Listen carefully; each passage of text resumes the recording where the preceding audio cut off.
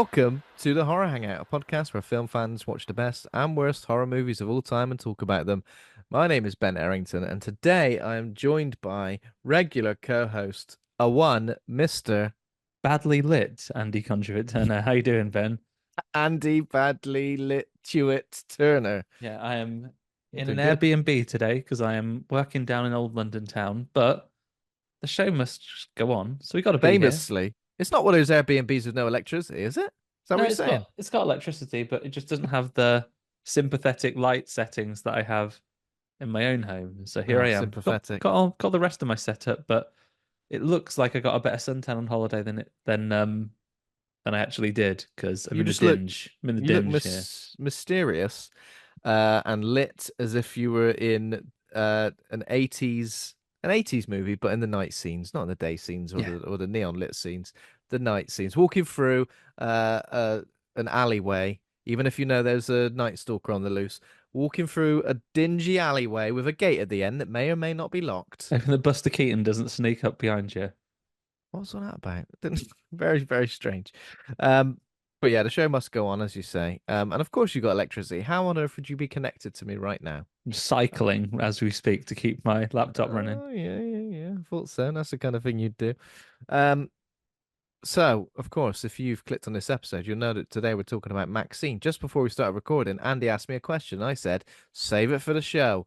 That'll be a nice thing for me to try and unpick. So, celebrity What did you gossip say? time. So, we were talking about star of Maxine, Mia Goth, and I think she's getting to be a big name in horror. I think also like her, her own character in her own life. It's she's an interesting character that's bringing a lot to the role she plays. Bit Hmm. of celebrity gossip quiz for you now. According to what I read on Right. Wikipedia today, who do you reckon her boyfriend is? Who's her partner as we speak? I don't know as we speak, as of me reading this afternoon. Um, so it's always quite shocking to a lot of people, and me, I guess, a while ago when I realized that she was a British actress, with quite a dainty kind of, how could you describe her voice?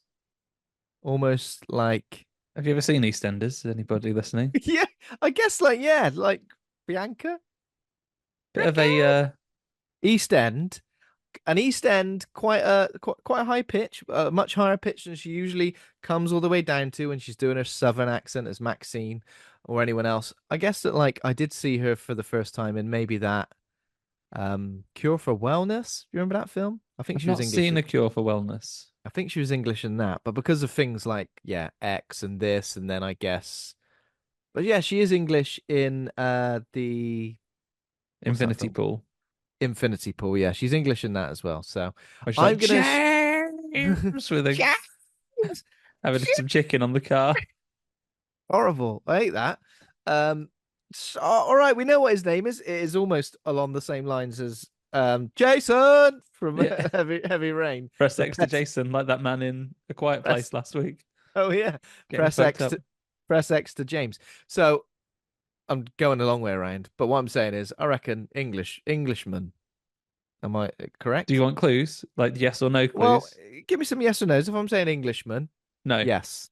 Oh God. Is this like a Jack? What's his name from Scrubs? Zach Braff and Florence Pugh scenario where you're like, what on earth? How's that happened? How have I they w met? I was surprised. I was surprised. I don't Is know it their respective ages. So is it Mia Goth is in her early 30s. I don't know how old this person is. Let me have a look. is it a man in the Hollywood movie sphere? Is he in films and stuff? Yes, but I would say in less films than he once was, but over time in some of the biggest franchises in Hollywood. Oh, Jesus. Some of the biggest franchises in Hollywood of the time. Wow, interesting. Is it Uh, yeah, okay, I know how old he is now. consider a considerable age gap? No, less than 10 years. Less than 10 years. Less than 10 years. He is older than her, but not by much. He was born in 1986. Same age as me. There you go. A wonderful age. If A I'd said wonderful age. English and 1986, it could have been you. It could have been me. You've gone Ben Arrington from the Horror Hangout podcast. I go, oh yeah, Mia Goth, she's upstairs. Or downstairs, you know. Well, that sounds like I've buried her. Uh, is it so as an actor An actor. Yeah. in some big franchises and 37 years old? That's not that old. Is it has this person been in a Marvel film? This person has not been in a Marvel film, but has been in other Disney-owned properties. Oh, a Star Wars man. He's not a Star Wars man. Oh, People who Disney just know the owned. answer are going to be enraged, shouting this at their iPhones. I feel like I kind of should know. Has he been in a film that we've discussed on this podcast? Not in an episode, but he may have been mentioned, I guess. Oh God, that's. I mean, that is. That's. I mean, I've got I'm to going to think give you. back I'm going to to give you a big clue. three This is the 1 340 odd point. episodes. This is the 1 point clue for this now. Okay. He is the subject of a song and that song's music video about him being a cannibal. About him being a cannibal. I know that what's his name, Army Hammer, is apparently a So cannibal. he's allegedly a real one, but this one I don't think actually is in a in like a comedic song. There's Is it a like is it Lonely Island song? It's not, but it's Rob Cantor, who I think is similar.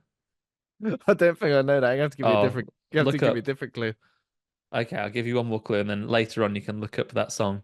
Okay. Um, this man um, This is painful for anyone has listening who knows previously the. been friends, but has not been seen in the company of in recent years of some transforming robots. Oh, it's not. It's Shia LaBeouf. Shia LaBeouf. I kid you not. I was Shia going to say LaBeouf. that. I knew it all along. I kid you not. Shia LaBeouf for some reason was a name that popped into my head.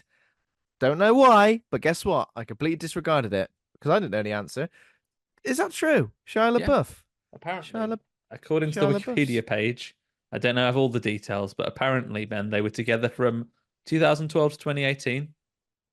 Apparently, they broke up for a bit then, but now they've been together again from 2020 since present. Have And they, have they, were they in a film together? Is that how they met? Nymphomaniac?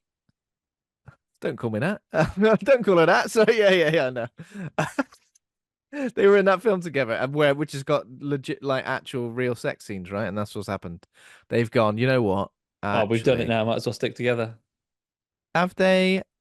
Have they had any kids together? I Uh, don't know. I cannot confirm. I can see that Shia LaBeouf is listed on his Wikipedia as having one, but it Hmm. doesn't say that it's in that relationship. It's not as far. It's not as crazy as I thought it was going to be. I don't know why. I thought it Doesn't was it going to say be pretty. Warren Beatty?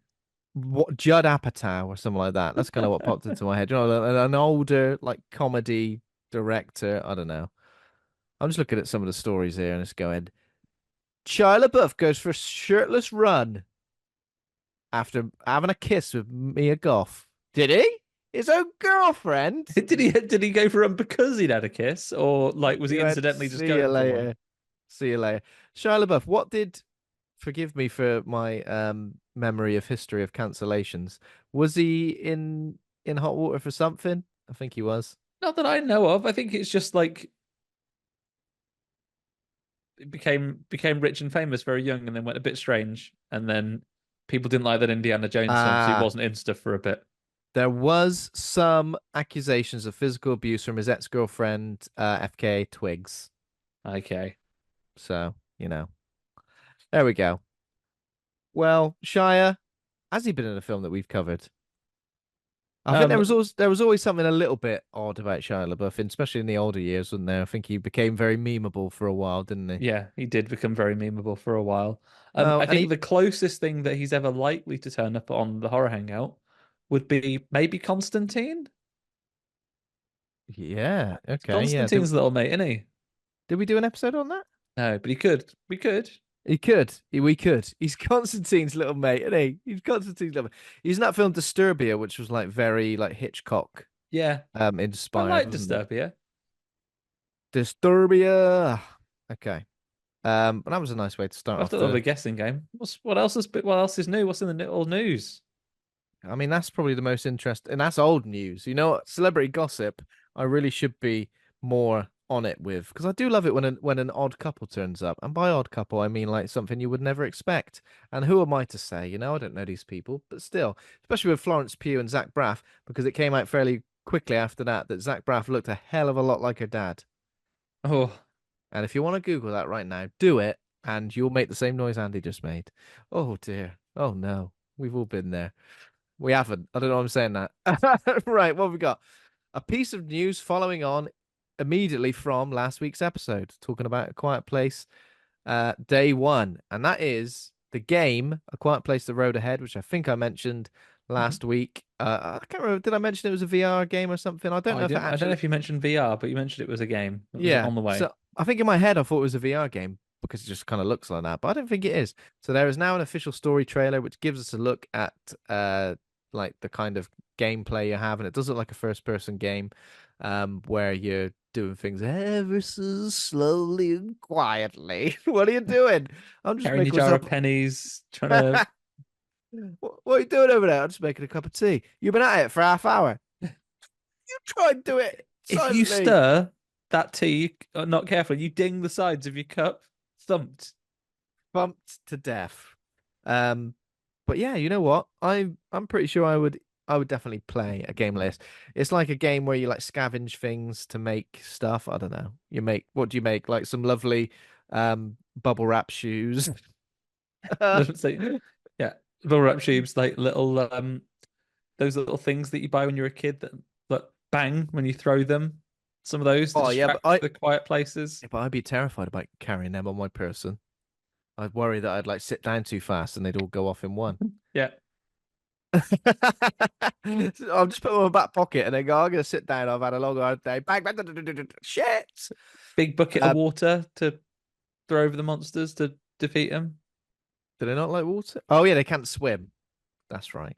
They don't like high pitched noises either there, so you just practice your high pitched squeal Bring like a as much as recorder. possible. Yeah, exactly. It's being made by Saber Interactive, who I think are also down to make that Jurassic Park survival game. Remember we saw the story reveal, well, just like a trailer for that revealed, and I don't Oh think yeah, we've not heard anything since. Um, I was hoping that we're going to get some sort of release date, but it doesn't look like it. We've only got a trailer, but yeah, if you're bang into, not bang, sorry, that's you don't want to do that. the opposite. If you are If shushing to play some quiet place, if you're bang shush up for playing some Quiet Place, which I definitely will be, if it's it looks like it's coming out on console, coming out on PC. Um, let's see what happens. Let's see what the reviews are like, and if it's worth checking out the old nightmarish extraterrestrial creatures stalking you, trying to thump you to death, or what's his name from who also thumped someone to death in the last film, oh, Jimon Hunsu, Honsu, Jim and shush Hunsu. it. That's If it. you make too If much you noise near fucking him, say anything, he'll fucking have you. He'll crush your. He really will. And then sticking on games. I know we do go on games quite a lot, but you know what? It's just as important as film news on this podcast, right? it is Um, there is going to be a second DLC for Alan Wake 2 called The Lake House. It's going to arrive this October. The first expansion was called Night Springs, and it's a little way away, but October 22nd, hopefully. Um, Oh, actually, I think October 22nd is when I'll be able to get my hands on the physical edition. So I'm still going to be waiting a little bit longer, but that means physical edition and two lots of DLC will be at my hands when that happens. So that could be very, interesting. very exciting. I might have got a chance to play that by then. Apologies if everyone else picked up that audio, but don't know if you heard that, Ben. But apparently, the man with the biggest car in the world just drove past. Oh yeah, Sounded. man with a monster truck, or maybe it was Shia LaBeouf in the back of one of his Transformer bots. It could have been based on the sound of it. Definitely not someone in a micro with a hole drilled in the exhaust, speeding the way to the Cool Dudes convention. You ever feel terrified about that, about being sat in your car and suddenly not realizing it's a transformer, and then suddenly it transforms and you just get squished in the middle? All around you, or just would you reckon you somehow still be sitting up perfectly upright in their chest, just looking Yeah, out? you would be. You'd be like in a Megazord, wouldn't you? Yeah, Um, I reckon that's what I choose to believe. There is another piece of news, which is Uzumaki, the Junji Ito horror manga.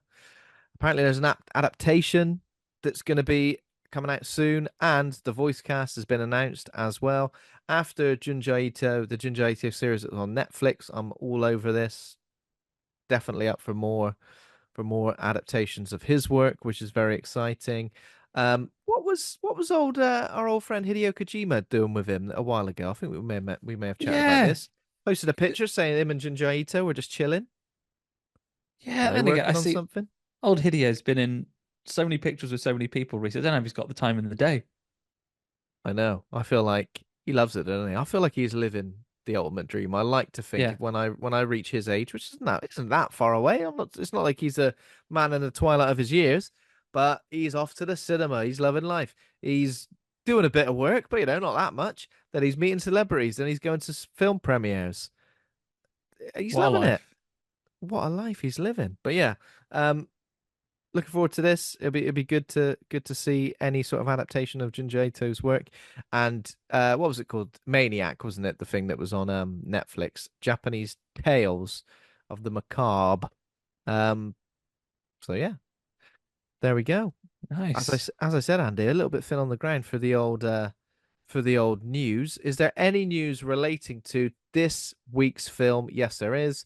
Um, it's it's big at the box office. Obviously, not as big as like one of your big old summer blockbusters, but it's made the most money of any of the films in the X trilogy, apparently already, which is pretty exciting for a, I know it's a sequel to two already existing films, but it's like a non-franchise horror movie. And while I was sat in the old Cinebobs, that's right, no one's ever said that before. I mean, cinema. I did see a couple of trailers for films I haven't seen trailers for, trailers that I've kind of been actively avoiding, and it did make me think, my God, what a time to be alive as a Horror's horror fan. back. Horror's back. So I don't know if you've seen the trailer for Cuckoo. I think I may have mentioned it actually because it was maybe the week before I saw the trailer for Cuckoo. I kind of been avoiding that. My God, I am color me intrigued. I am all over this. Sort of saw one of the trailers for Long Legs. Not sure which one it was, or it was the latest one or whatever.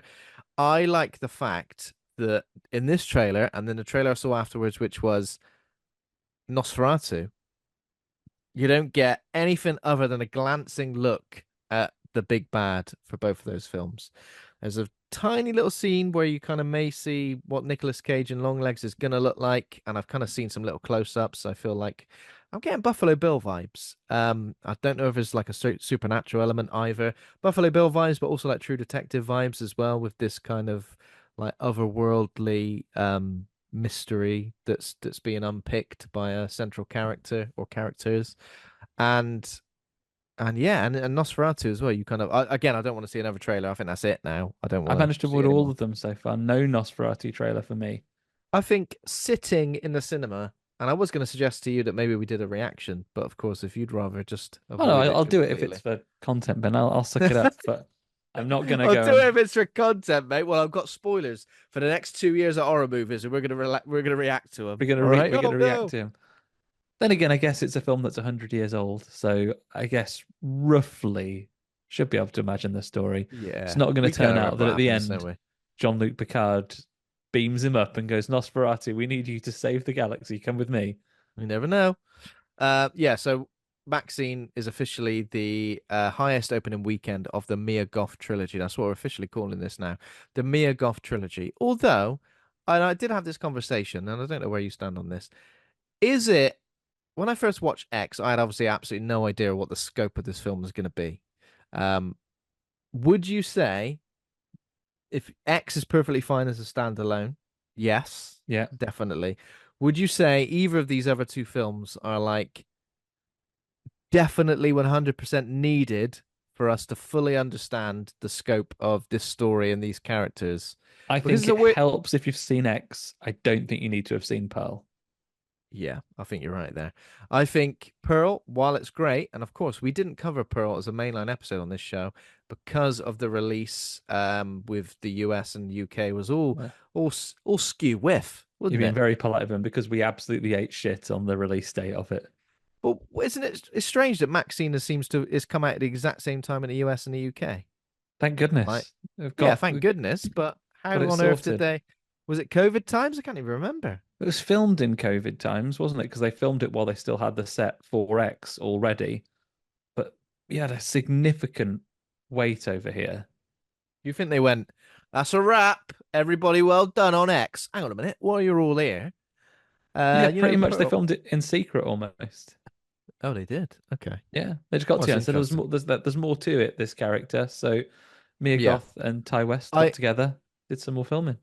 I also feel like, and I don't know how you feel about this, there are obviously some callbacks to X in Maxine, but it could easily be a standalone as well if you Yeah, didn't have those, or if you just said this character has a mysterious past, something's catching up with her. We don't really know what it is, you know, and then it could easily be standalone. I don't think it's one of those trilogies where you're like, listen, if I haven't seen the last instance of this film, I have absolutely no idea what's going on. This ain't like Infinity War. You ain't coming into it going, I can't wait to see my favorite spoilers for Infinity War. Wait to see my favorite characters, Black Panther and Spider-Man. They've both been dusted. Oh, what? What? What happened they're in the gone. last film? They're gone. In 50 years of watching superhero movies, not one main superhero like that has ever died without Don't worry, they always repercussions. come back. They always come back on your left. Yeah. Yeah, I think you So could watch it standalone. Like, I think if it existed on its own, maybe just a tiny little bit more in the way of explanation, like what that thing is, what she sees on the videotape as we go along. But you could get away with it, I think. because did you feel almost a little bit like I've only seen X once, I think. I watched it in the cinema, I didn't watch it again. I was a bit like, okay, I can kind of remember what panned out, and I'm pretty sure I remember Maxine being the only survivor of that scenario. Um, but I don't know, I couldn't really remember details. I don't think details are important, are they, with this film? No, It's just not there was like a you're bad going, old couple. The people making the porn film were murdered, yeah. and Maxine killed them off and survived. Because it did, I kind of liked, and we'll get into it, of course. I liked the fact it was kind of hinting towards, oh, this old couple got murdered, nobody knows what happened to them. It kind of would have been interesting if she was kind of being pursued for this murder and By the police. blamed for this murder of a poor innocent couple. You know, that would have been interesting. But I Yeah. don't think they ever. There were a few interesting ideas in Maxine that I don't think they ever. There were little plot threads that we never pulled at for long enough or hard enough. But of course, we'll get into that. Um, that's it for news. Have you been watching anything worth mentioning? Andy Conduit Turner, Andy Poorly Lit Turner. Yeah, let me tell you what I've been watching, Ben. I've watched a couple of things. I got round to catching up on, depending on where you're on the world, the Watchers or the Watched. Oh yeah, You saw that a little while ago, right? I did. Yes, I did. Yeah, I enjoyed it. Like, I think I kind of in line with what you and Ash were saying. I don't think it was a perfect movie, but I think it was a well-made movie, and I think it was an interesting movie and good parrot work in that. Star of the show. Uh, Parrot. Yeah, lovely little parrot. Tells them Oh yeah, not there to was a try not parrot, to wasn't die all there? the time. There was a parrot. There was a parrot. There was the woman who we've seen. I'm gonna forget her name into this moment. The woman we saw in All You Need Is Death. Yeah, Um, and also Texas Chainsaw Massacre and Taro. I saw it in recently as well, playing pretty much the same character. I feel like in nearly all of those films, but you know, she's found a niche, and the current horror landscape needs that kind of character in it. She was an exposition person for this yeah. film, right? Spooky white hair lady. Hang on a minute. If you do, we can't go here or do this because of this. And I've got all the information about these things that are maybe lurking in the darkness. Luckily, I know all about them, which Yeah, is that's helpful. that's that's what she does. That's what she does. She's all That's what about she it. Yeah, bloody does. I enjoyed it. It was interesting. I also, in another bit of catching up with you, finally got to watch Resident Evil: The Keeper's Diary. Very good, very entertaining. Yes, it was Nice, good, wasn't it? nice fan project. Really, like just exactly what it is. Like if you're a Was fan, it? I think it ticks all the boxes that you'd need. Did it align with how you pictured that stuff when you read The Keeper's Diary? Maybe not the first time, but you know. And obviously there was a zombie. It was good that the the set was laid out exactly the same as the game as well, Yeah. right? That was cool. And the soundtrack as well was on point. Yeah, I think it was really well done. Did a lot. They did a lot with not a great deal of resources. I think it's a nice little short fan film, and best type of recommendation we can give anyone. It's available for free on the YouTube. You could go and watch it as soon as you finished with us here. It is. Did you Um, get as far as the credits? Don't want to spoil things for too many people. I may have mentioned this already on the show. I did get as far as the credits, and I have seen what they're working on next. The third energy crisis, alive and well, very good. How exciting. Um, I enjoyed it. I enjoyed the hunter could have easily been a bit naff in terms of effects, was very good. I liked that the keeper man was always sleeping with all the lights on. Like he'd be woken yep, up in like in the best sleep in the most in a well room lit better lit room. than I'm in right now. Yeah, you go, oh bloody hell, what you doing waking me up? Yeah, I liked it. So that's that. Sorry, And the what only other else were thing you I've gonna say? done, Ben, I watched Eric, the Netflix series, which I think, Ah, especially for a yes. Maxine week, set in the 1980s, Okay. it's like a crime thriller, but it's horror coded in bits because it's about poor little kiddies getting kidnapped Oh no. and maybe murdered. We find out. Oh, okay.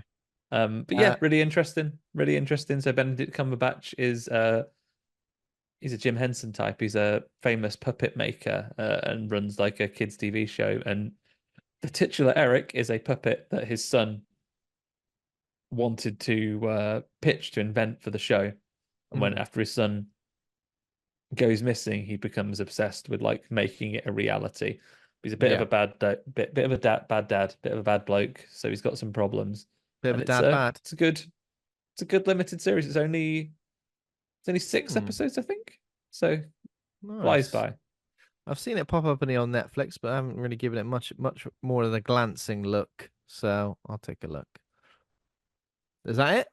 That is it. Is How about that you? it? What you've been watching? Yeah, just the three. Well, I was thinking when I was writing this down, not there's not been much horror centric, so apologies for this not being horror themed, but the things that I have done, I have watched Beverly Hills Cop Axel F, aka Beverly Hills Cop 4. And you know what? It's perfectly, absolutely all right. I would I've say the heard he Beverly Hill. commandeers a lot of vehicles. Oh yeah, it was like GTA the movie. There's like vehicles. There's like a snowplow, like a golf buggy, like a security guard's little truck. It's I don't know. It hasn't got like but maybe it's because Eddie Murphy's a bit older. It hasn't got that kind of like notorious edge that perhaps Eddie Murphy had in like the first two films. The third film gets a lot of hate. I kind of think is okay. It's not outstanding. I don't have like all the love in the world for the franchise. Not like I'm like, don't touch it, don't make a legacy sequel, don't you dare. Um, it's good. The soundtrack's good. It kind of makes you feel like you're kind of in a bit of an 80s buddy cop thing. You've got the actors who played his like team are kind of all there. There's like a bit of a father-daughter dynamic going on. Uh Judd Judge Apatow, who you suspected of being Mia Judge Goth's boyfriend, no, Judge Reinhold, you know Judge him, Reinhold. that actor who's like the one of the other cops. He's looking so much like Mickey Rourke these days. I was literally like, hang on a minute, is Mickey Rourke in this? What's going on? I mean, bloody hell. And it's not. It's Judge What's got Reinhold. but you look just like Mickey Rourke. How dare you? How dare you? Yeah, but then you have to follow it up with what era of Mickey Rourke Yeah. because you can't even say the wrestler Mickey Rourke like that's the latest era of Mickey Rourke because he looks completely different again. Don't know if you've seen him recently. Looks like that woman out of Mob Wives these days. He does. He looks like you remember what's that person called in Return to Oz who replaces her head all the time? The Oh, evil witch. uh, Looks like that. Cause honestly, different person each time. Um, but Beverly Hills Cop, you know what? Go if you even like just the first film and not the others, check this one out because it's perfect. I laughed a good 6 or 7 times, which is good. Good numbers, I feel like. all right. Another thing I watched on Netflix, which is I don't think you could call it horror, but it's a documentary. Hate to Love Nickelback. Did you know there's a documentary about Nickelback? It's I saw going. that you'd watched it because Ben, I follow you on that box, and I know if Real every time I member. see a music documentary popping up, Nickelback's one of those bands, isn't it, that people are like, oh, they're so this, that, and the other. It's like, oh, they fill stadiums there. I think they're doing all right. Yeah, it's kind of weird that they fill stadiums because I'd find it hard to name more than like I don't know 5 songs. But I mean that's just my own ignorance. I don't hate Nickelback. I'm pretty indifferent. There was a time where Chad Kroger's "Hero" on the Spider-Man soundtrack was like my favorite song in the world, and it still makes me feel a certain way now. And of course, you So don't count that as a Nickelback song, of course, famously. no, but a It's lot of not people do. legally distinct. A lot of people do, which is annoying, right? It's annoying. People go, "Yeah, my favorite Nickelback song is one from Spider-Man Hero." I go, "No, how dare you! Stop! That's Chad Kroger. Stop!" That's Jack Kroger. And there are a few other good songs. I feel like the documentary starts out as going, "Oh, it's cool to hate Nickelback, but are they really as bad as they are?" Starts off like that, and then after a while, it's almost like blowing smoke at their ass a little bit. So I was a bit like, "All right, give it a rest." Also, do you remember in that song "Photograph" where Chad Kroger sings about uh breaking into his old school? And he says, like, criminal record says I've broken twice. It must have been half a dozen times. He says that. He's obsessed with that in Just this admitted it. documentary. I He's guess he's obsessed with that in this statute of documentary. limitations probably He can't prosecute keeps him for those others now. exactly. But he keeps saying things like, "Yeah, I was a bit of a runaway. I was a bit of a bad kid. Like, kept breaking into my school, which is surprising because I actually hated school. So why did I want to be back in there?" And then a little bit later, like someone else mentions it. "Yeah, I used to break into the school all the time." And he go, "Yeah, yeah." And then like right near the end, like he says something again, which is like, "Oh yeah, if only the kid who broke into the school could see me now." I'm like, get over that. Get over it. You broke into the school when you were what, 14? You're 50 odd now or something. Chad Kroger, let it go. He's like that kid who peaked in school. There's only downhill from here. Even though I'm gonna have I've broken into the school now. If I was Chad Kroger, what I would have done was seen how many takes I could have done in the documentary, just quoting lyrics from one of my songs. So when I oh yeah, that first would have been got good. into music, I was in a difficult place. I'd never really made it as a wise man, and I moved on. I couldn't even cut it as a poor man stealing. I became tired of living like a blind man, and I was sick of sight, Without a but sense. without a sense of feeling. Oh, And now I'm sitting down talking to you about it, Ben. That's how you remind me. That's what I'd be doing. I've reminded you very well. I've just Googled Nickelback horror movie soundtrack just to see if we've watched any like early 2000s uh songs with like with Nickelback on the soundtrack. Doesn't look like it currently. Evanescence So have cornered the market. Evanescence and Drowning Pool have cornered the market. I'll go as far as to say as How You Remind Me is an absolute banger. Yeah. And I Can't tell say you anything. what, Ben, you show me someone who doesn't know all the words to Rockstar, and I'll show you a liar. Yeah, probably do know all the words to Rockstar, despite the fact, I'm not just saying this to be edgy. I do think that song is a pile of shit. And I think I felt like it at the time as well. I was like, oh, this ain't Nickelback. Give us the Nickelback back. I also don't like the fact his hair is so different these days. He should have kept the highlighted poodle look because that suited him down to a T. You would have Okay? been good in horror films if you'd continued to look like a sort of goat man. Hell yeah, he would have. He could have been in any film where Could have there been was in a could have been in The Vitch, cult. couldn't he? Could have Little been in the bitch. Black Phillip could have come out We and could just said, and he could have come up to Anya Taylor-Joy and said, "Art thou sicker standing in line for clubs for which thou wilt never get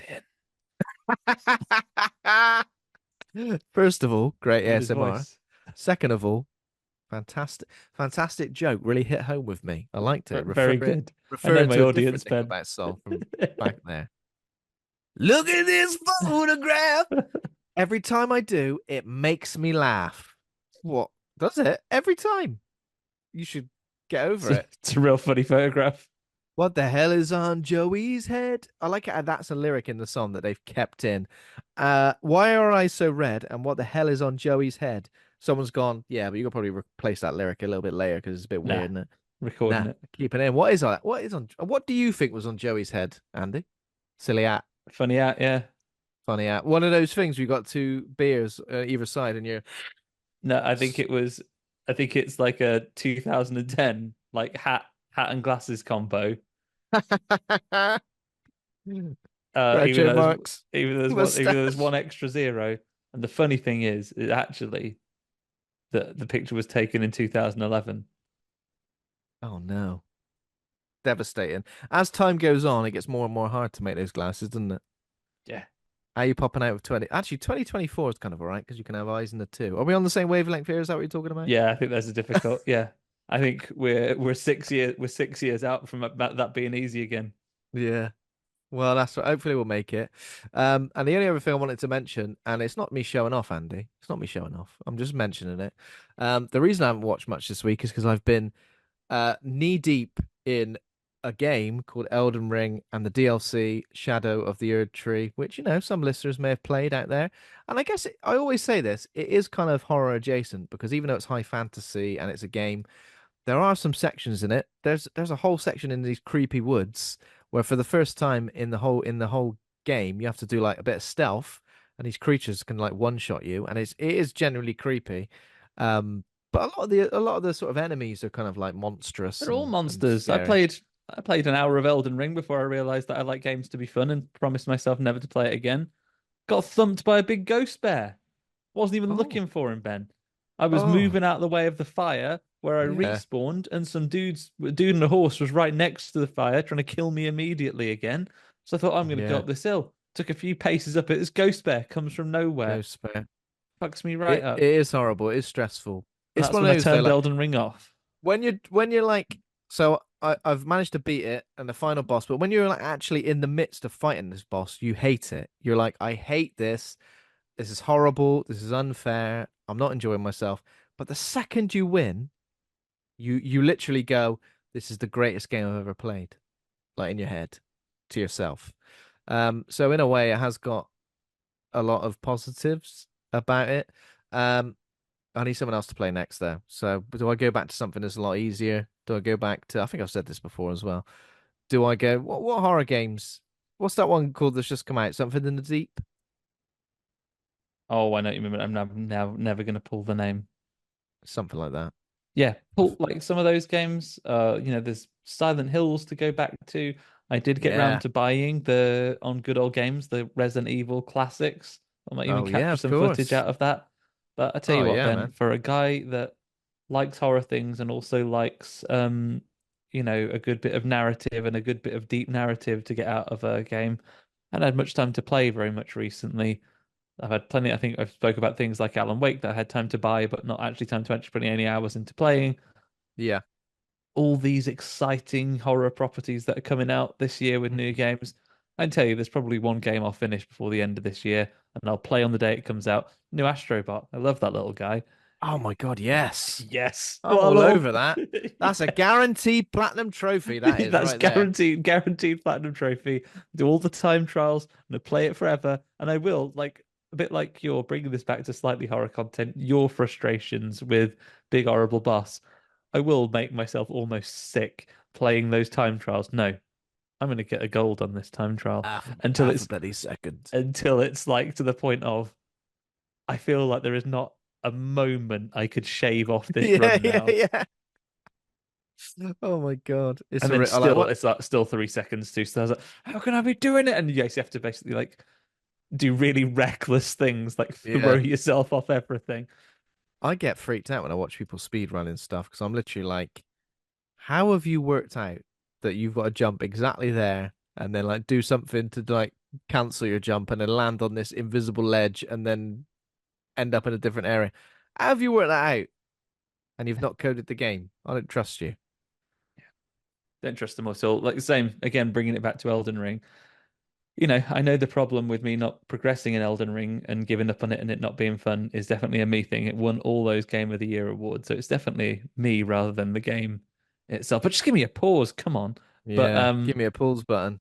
God that damn. aside, I think immense respect for anyone who, like yourself, Ben, can finish it, can get through those very challenging games. I applaud you. But if you're one of those people who like you do like a video, it's like I've taught my pet rat to play this using my brain and a dance Yeah. mat. And in many ways, when people show me things like that, I'm like, yeah, I'm also really impressed with that, but also fuck you. Fuck Okay. you for just Yeah. doing this thing that has made me feel bad about myself and my lack of ability in this game. I've managed to complete Elden Ring in my sleep.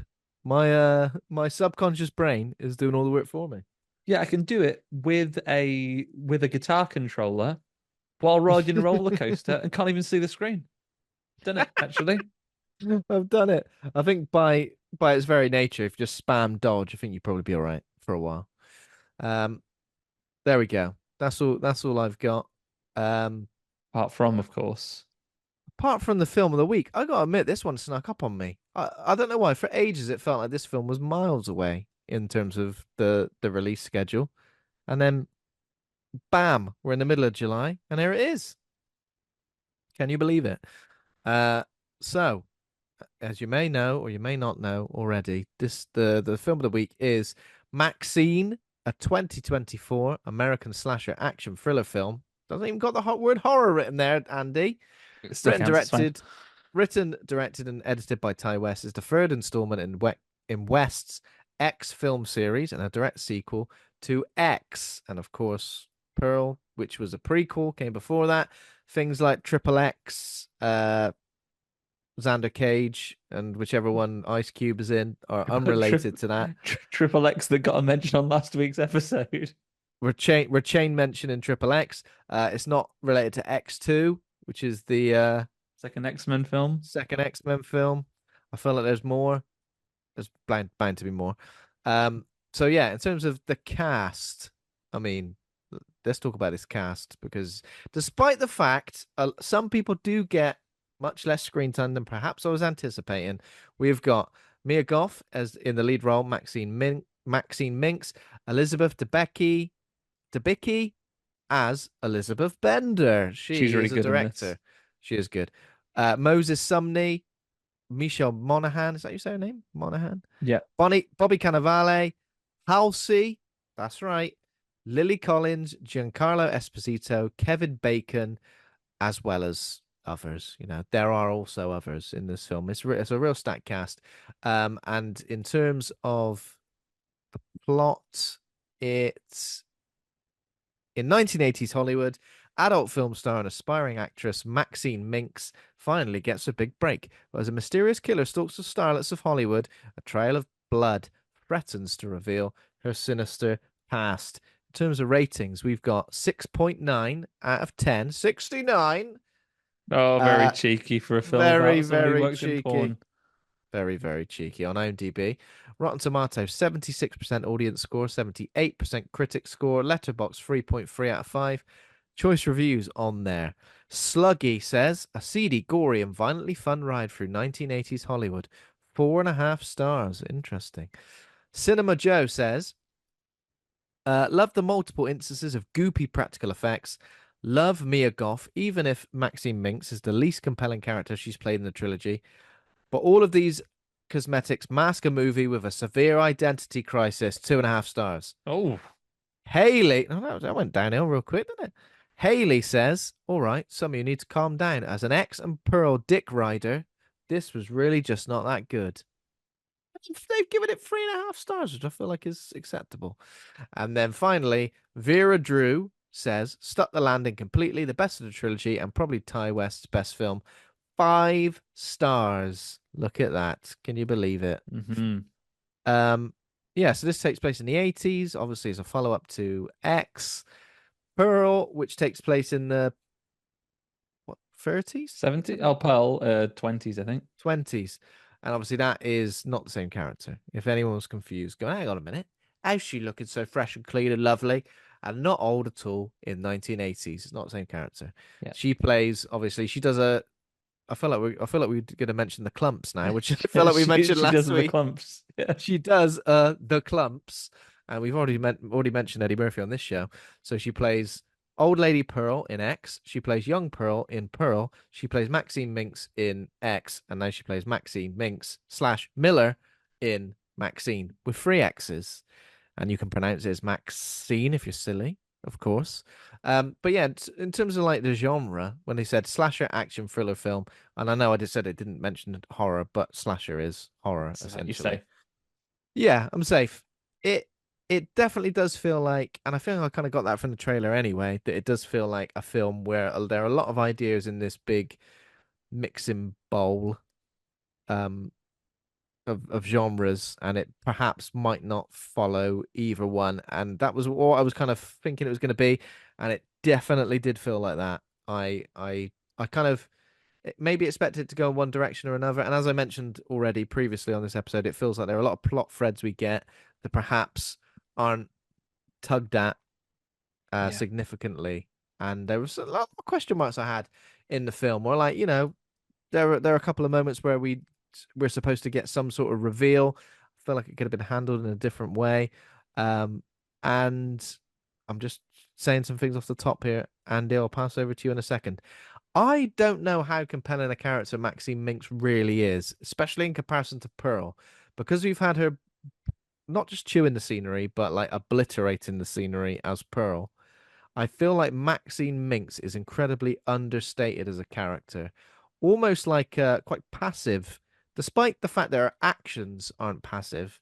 Her as a character is quite passive. There are lots of times where she's so quiet and doesn't react to anything any characters are saying. I'm like, say something then. Go on, react to this person telling you this thing. Um, so yeah, I don't know. I don't know. In my head, I kind of feel like that holds it back a bit. I don't know. How do you feel? For me, and I guess it could still be seen, I think I get enough from Maxine Minx to still be interested in what's coming next, but I'm not sure we've seen all there is to see of her yet. I think there is still a story in an entire life to be told here. And the connections with Pearl, leaning back into X, where, Pearl, um, is quite creepy with Maxine first in the house when they're talking over some lemonade, and later when she gets into bed with her, and saying that she sees so much of herself in that. I think the background that we get from Maxine, the relationship with her father, the things that have now progressed and where she has taken her career, and the things about Pearl that still haunt her, even though she's quite a stoic character. She hasn't shared that with anybody because everyone who knows about it is dead. Mm. Um, Yeah, yeah. I don't know that there isn't, for a character piece, more of a story to tell about Maxine here, which maybe could be told in a point of in a at a point of time where Maxine is an older character, bearing in mind that this is now like this copy, like this is now set in 1985, and I'm sorry to do this to all of you listening, but that's 40 years ago. So Maxine, I think, says in as part of the film she's 30 something now. So if you were to do a Maxine follow-up that was set even in a modern era, she's in her 70s, and you could look at a story of like Should have to get the an old. 80s star and what became of them. Or, I mean, we'll talk about it more as we go through. That as through the course of this film, Maxine makes that transition from being in porn films into being a horror actress. And she stars in a film in this one, or she's lined up to star in something called Puritan 2. I think you could do some interesting things with Maxine as a character, whereby you could look at how her career progresses, and you could look at maybe some of the stories of various scream queens and how their careers have progressed. Or, Mm. you know what? Just make Puritan 2. Oh Just yeah, just makes make Puritan too. Yeah. do go proper meta, sort of Tarantino meets It'd be- Wes Craven, and make one of the horror films that yeah, Mia Goth stars as Maxine Minx in. and don't make Puritan one, so it's like a Troll 2 scenario. Yeah, do that. I could do that. Yeah, so there's that. I mean, while we're talking about the film, we talked about the character there. The next thing I need to bring up is one of the reviews mentioned that it was maybe Ty West's best film. I think this is a real original Die Hard trilogy situation. I think anyone could come at you with any of these three films being their favorite of the trilogy, and all three of them are a completely acceptable answer, Mm. depending on what you like, because they do have very different stylistic elements. What I Yeah. will say about the production of this film, particularly as someone who has a real Yeah. fondness for the 80s, and it's hard to articulate because it is a glorious decade where things were so grubby and seedy in part of it, but at the same time, I find them grubby and seedy in a very comforting way. The It most feels like comforting it type of it it, grubby. it feels like things that are crap now in a modern era are horrible and depressing. Things that are horrible and grotty in 1980s, quite soothingly horrible and grotty, and you'd feel like you could still be comfortable in there. Like if it was a bath where the water was all gross and muddy, but it was all your mud and grossness that you got all over it. So you're actually quite used to it. It's fine. And I think Yeah. Ty West as a filmmaker, I think this is probably one of his most beautifully produced films. I think the production on this is astonishing for the recreation of the setting. I think it's really, really strong. Yeah, I mean, it would take a long time to kind of really examine the backgrounds in some of these films. Like, obviously, yeah, there are probably posters for stuff all over. Some things in real life, some things that are probably fictional. We see like obviously St. Elmo's Fire is showing at the cinema. We go to like a video shop. Um, yeah, Some we lovely it's tab cola. some lovely tab What cola. I wouldn't give for a tinny of tab A cola, Ben. tinny of Tab Cola. Oh, delicious. Um, yeah, I get it. Like it does feel like it does have a little bit of an identity crisis in a way. Like it does try and kind of like it's a slasher. It's like a noir, like a neo-noir sort of thriller as well. There's like action beats in it as well. There's like a mystery element to it. And of course, we are going to be spoiling a lot for Maxine going into it. Not just a lot, Andy, everything. Everything. So Um, if you are going to watch it, you don't want to be spoiled for it. Give us a pause I till you've watched it.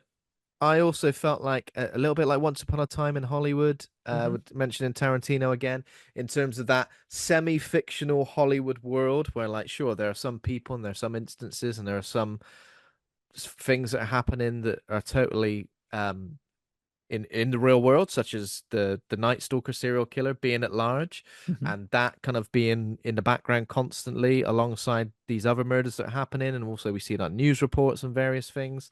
That makes sense. And also delving into the depravity.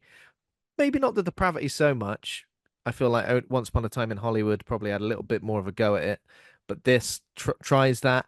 I don't know how I feel about there being a undertone of a cult because I feel like, and I think I've said this to you before, Andy, just because I've seen so many modern horror films lately, especially at film festivals and that, I feel like a cult is like the new what is it? It's the new something. It's the new like default reveal for a film that's got like a Yeah. mystery at its heart.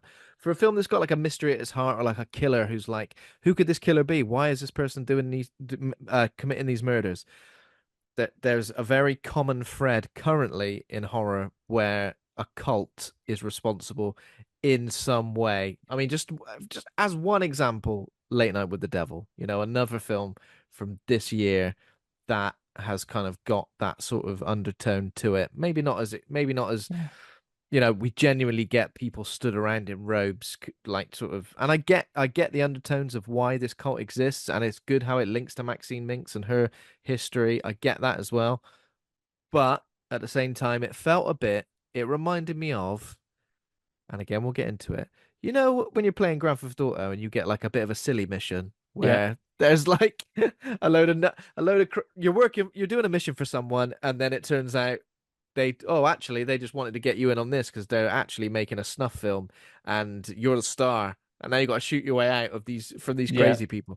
It felt a bit like that, it felt a bit left field. I was a bit like, oh, really? Yeah, I see what you mean. I think I might be tempted to give this one a pass because of where it fits in historically. And I Mm. think Oh, well, like touching with all on, the satanic panic yeah, stuff and touching on onto it. I mean, I guess thematically we won't do the story beats, but thematically spoiling like some of the very end of the film here.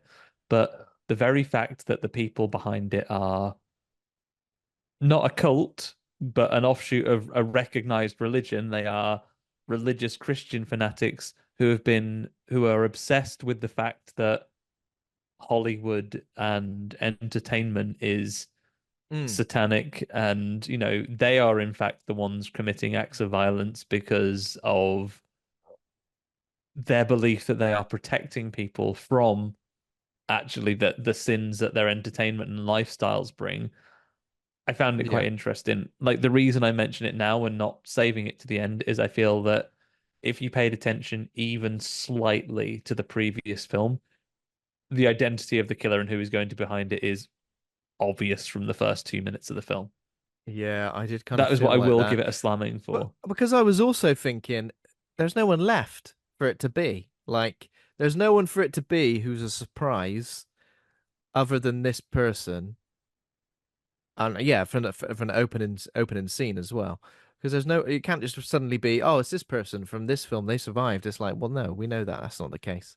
Um, yeah, Yeah. I don't know. Also, all the cult people had the bloody St. George's cross on their face. It looked like, didn't it? Yeah, Look, England look, fans. look, they're all done up for the Euros, mate. They're all done up for the Euros.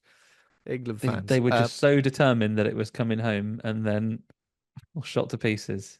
But yeah, I think I agree. Like, I like the links to the Satanic Panic stuff. It kind of sets things up nicely with things that were very prevalent in the 80s with the Satanic Panic stuff.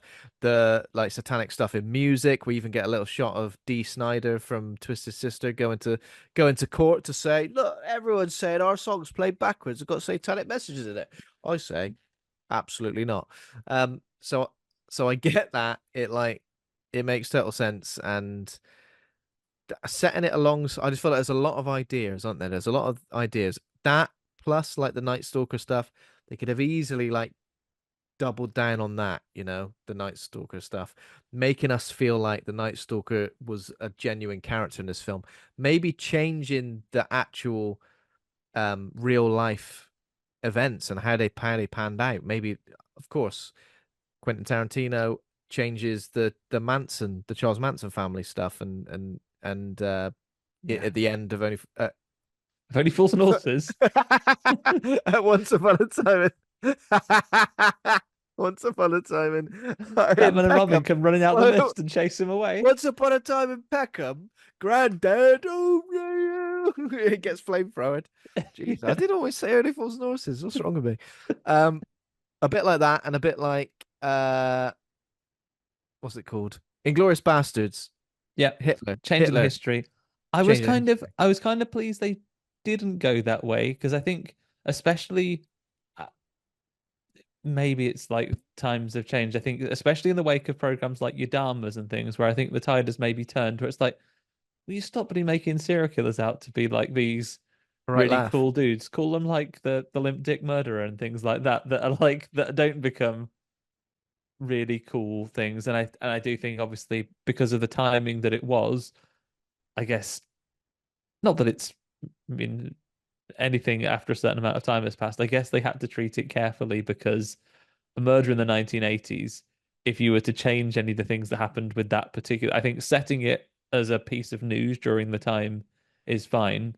But I think fictionalizing that, when in all theory, there are probably survivors and family members of those people who were directly affected by those murders who Yeah. probably still be alive and be like, fuck Ty West.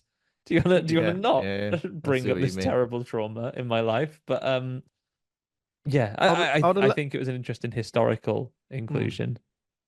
Yeah. You Okay. could pair this film with, though, if we talk about a little bit about film pairings. Mm. Um, I've been banging on about it, Ben, and feel like the Captain Holt one, and you'll hear it again. You should. I was actually talking to Chris from Big Fat Cult about this week, so he also recommended it on one of his posts. You want to sit yourself down if you enjoyed a bit of Maxine, or if you want to watch a little contrast, and watch yourself Brian De Palma's Body Double. Oh yeah, you have mentioned that before, haven't you? It pairs with this very well, and I would also recommend, if you want a more independent film, watch Revealer as well. It's like a Mm. peep show actress, but not a Yeah, you slasher. Big mentioned old that as well, demons. didn't you? Oh, Yeah. Revealer's really good. Okay. I like the sound of both of those. I definitely like a bit of could we say 80s sleaze is what it Yeah, feels like. both great 80s sleaze Okay. movies. one supernatural, one a murder thriller, exactly like that one. Okay. But yeah, watch both those. I think last time I checked, Revealer was still on Shudder. If not, you'll find it somewhere else. Hmm. Okay. Um, so yeah, this film it's set in 1985 Los Angeles. The Night Stalker murders are happening. We get like some news reports sort of talking about that. Even though Maxine Minx, she walks past TVs all the time. She's like, I don't even care about these Night Stalker murders. I only These care these about exposition making it TVs. big. These Yeah, exposition TVs, but again, I'm fine with that because it's not integral to the plot. It's not yeah. like the it's not the night. It's not like the murders are going. Sorry, the TVs are going in 1970 something. Somebody survived this massacre, and now Yeah. she's living in Los Angeles, who no one knows where. Well, the If hint it we was got that, to Maxine's past is the very opening in the movie, which we get a video of little baby Maxine practicing yeah. her dancing and talking to her dad, who is off camera, but is obviously a Hmm. prominent voice in the film. And Yeah. she does Maxine's catchphrase, which is, I will not accept a life that is less than I deserve. She's got a few catchphrases going on. She's turned into a regular Arnold Schwarzenegger, isn't she? She's got Yeah. I'll not accept a life less than what I deserve. She's got uh what's she got? What's she say about being a movie star? You're a fucking star. Yeah, I'm a fucking Uh star. I crushed that bitch's just skull. Yeah, something like that. So the opening scene after that moment, after that old home movie footage, is her auditioning for the lead role in a new horror film called The Puritan 2, which is directed by Elizabeth Debicki's character, Elizabeth Bender. And it's a casting call, and then we get obviously a moment where she can just do essentially what she did in Pearl, which is just face down the camera and do a big bit of intense acting. And it seems like it's a kind of um like devil devil worship omen-esque film Mhm. where she's playing like a housewife, I think. In the Puritan, the original one, Lily James was like the lead, and she was like some sort of nun, I think. Yeah. Or just a None of your Puritan. Got business. got gets possessed by the devil, but you're right. In the she does a casting call. She doesn't need the lines. She can just act the shit out of it. But then we get the balancing act where like one of the production assistants goes, "Oh, could you whack your top off and shows your tits as well, please?" And she goes, "Yeah, sure." Yeah. So obviously that shows that this film isn't like all highbrow. It's still a bit of a B movie.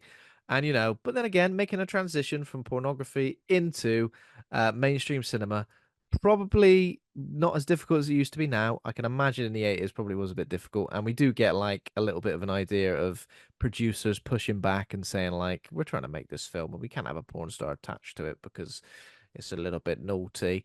Um, but yeah, I Really tricking wonder. loads of people where it's like they're like, "Oh, where do you know? Oh, I recognize this woman in this scene. Where do you know her from?" There was some. Well, Where do let's you know spend too from, much eh? time dwelling on that, but like, Few moments of there's a that, yeah. video recently there where someone's going around going, "Do you know who this is?" And it's I think it's showing like Mia Khalifa or something like that, and the guy and the people like going, "Oh yeah, where do you know from?" And the people like just get really nervous and like walk off. Where'd you know her from? I don't know. She's got one of them faces, isn't she? I mean, I recognize her Oh, anywhere. she works at the Tesco Express. I know her. Incorrect. Incorrect, unfortunately. Uh, I just come clean. I just come clean. You know what I mean? I just go, all right, yeah. We all know it. Behind closed doors, sometimes we Yeah, Google things. I know it from your search history, mate. I've been investigating it, and I don't like what I found. What? You don't you don't like what you found? Well, that's a different story. So yeah, obviously there are a few moments in this film where people recognize her. They go, "Oh," but I feel everyone seems to be mostly respectful. People tend to say, "Love you." Someone says, "Love your work." Someone else says, like, "What's your name?" And she goes, "Maxie Minx." He goes, "Oh yeah, yeah." Maybe a little Oh, bit more. funny security guard, man. Yeah. Um. So yeah, she does a intense acting scene where she does a little tear, And she has to be few blunt tears. about it as well, right? They said, like, what makes you think you can make this transition? And she basically says, I'm like 32 now. I'm not going to be doing porn. Like, that is old for the work that I'm doing. So that doesn't last forever. Is that I want to be a star forever. is that before MILF categories became a big thing? I guess I don't Potentially. like, I haven't got the history to know. I guess MILF as a title can't have existed pre-American Pie. That's true. I was thinking that. So what's that, So 97, 98? yeah, yeah, So 1998, 99, something like that. so she is a good 12 years away Yeah, from that's right. that category. Should be the perfect age to be taking advantage of that. But no, of course, she's trying to make it big in Hollywood movies, thinking that perhaps she needs to make a bit of a start in something like a horror film or a B movie in order to make that transition. And it seems like the attitude of a lot of people is it's maybe a little bit on the nose. Her friend Leon says something like, "Oh, in 30 years we'll see which film has got the biggest critical acclaim or biggest sort of cult film following when he's talking about horror movies." And I guess she says something like, name a few actors who made their start in horror movies, and I think she mentions like Jamie Lee Jamie Curtis and Lee a few Curtis, others. yeah. But then again, even in 1985, like I don't think Jamie Lee Curtis would have been thought of as much more than a horror film actress at this point, right? I guess Oh, it's an actor. And did you mention like John Travolta? Like both of them are probably that's fairly true. big Hollywood names. Well, John Travolta, what Carrie, and then obviously popped up in the old Grease Lightning. And I guess they couldn't say Kevin Bacon because he's in this film. That's very But true.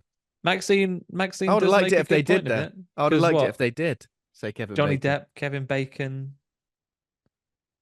Nah, Johnny Lawrence Depp, not in Fishburne. Nightmare on Elm Street wasn't out till 86, right? I Was reckon it? it's out by now. Maybe. But then again, Johnny Depp wouldn't have had a significant He enough wouldn't career have to be continued to considered. be. No. Um, so yeah, she nails the audition. There's a moment where like she obviously says something to them off camera. We don't get to see it till a little bit later. She walks out. There's a whole queue of people, a whole queue of blondes going in to audition for this, and she says, "You might as well go home." So I I fucking absolutely nailed it. fucking nailed that. And they go, "Oh, fool." What would you do in that situation? Would you go, "Yeah, I'm off actually"? Ben honest answer, probably just be a bit disheartened. Probably stay there because Yeah. that, but I wouldn't be like, but I would be like, You'd stay there. You'd go through several different instances of like you'd go with an internal battle with yourself. think of what you Shall I could just? say, but then she's gone. Shall I just? Yeah, she's well gone. And not only is she gone, she's obeying no traffic laws in LA. She's Yeah. absolutely putting her foot down and flying around, She's got to get to work. She's got to get to work at the landing strip. which is a great name for. It looks like it's a strip club, but then they shoot porn in like the back area, in the back door. They Yeah. shoot porn in the back door. See what I did there? And someone's there, like, just go, oh, hi, just mid Yeah. scene, shout over to her. I'd be annoyed if I was a director slash cameraman in that situation. I'm like, hang on a minute, you can't just you got to That's have some professional, that's have the some 80s though, isn't it? professionalism. They're gonna be dubbing some smooth That's sax over true, that. actually. A little bit of smooth sax. It's a great name for that place called the Landing Strip, and also that when they go through the back door, it says like flights. Crew Does it say like flight crew staff members only? only or something like Crew that. Yeah. members only. It's good. I like the fact that they're doubling down on this sort of airplane situation. It's very nice. Um, I tell you what, Maxine Minx, when she got time to rest, even though we see her asleep a few times, she's all over the place Well, doing you know how various she things. stays up so long, Goes- doesn't she, Ben? How's that? She's got a big mother goose full of cocaine. It's a big old mother goose full of cocaine. Something that you might store what in it? I'd say tea bags, but it's in the US, so Eggs. eggs is a much better answer. Loads Tea of eggs in bags, there. tea bags. Uh, I've Or all you right. cocaine. Genuine question here, right, Andy?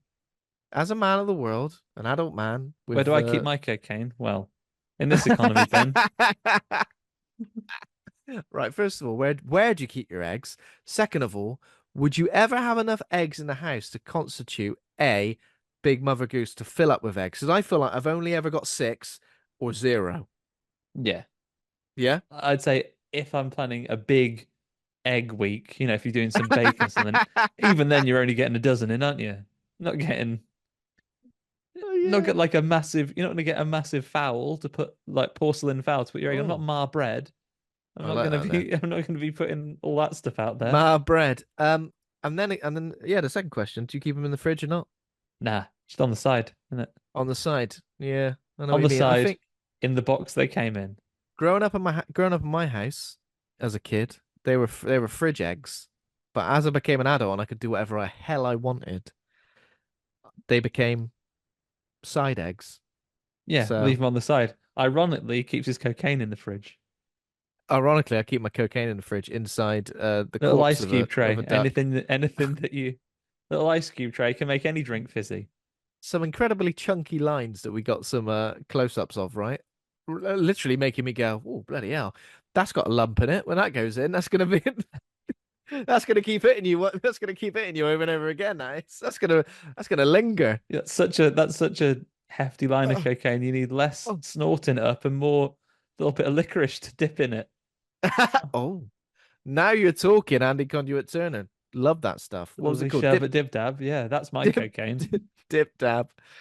Did you ever? I mean, I didn't snort it as a kid, No. but there was definitely times when I used to like just chug it a little bit and then just be a bit like, oh, like kind of Just get loads of it over your face.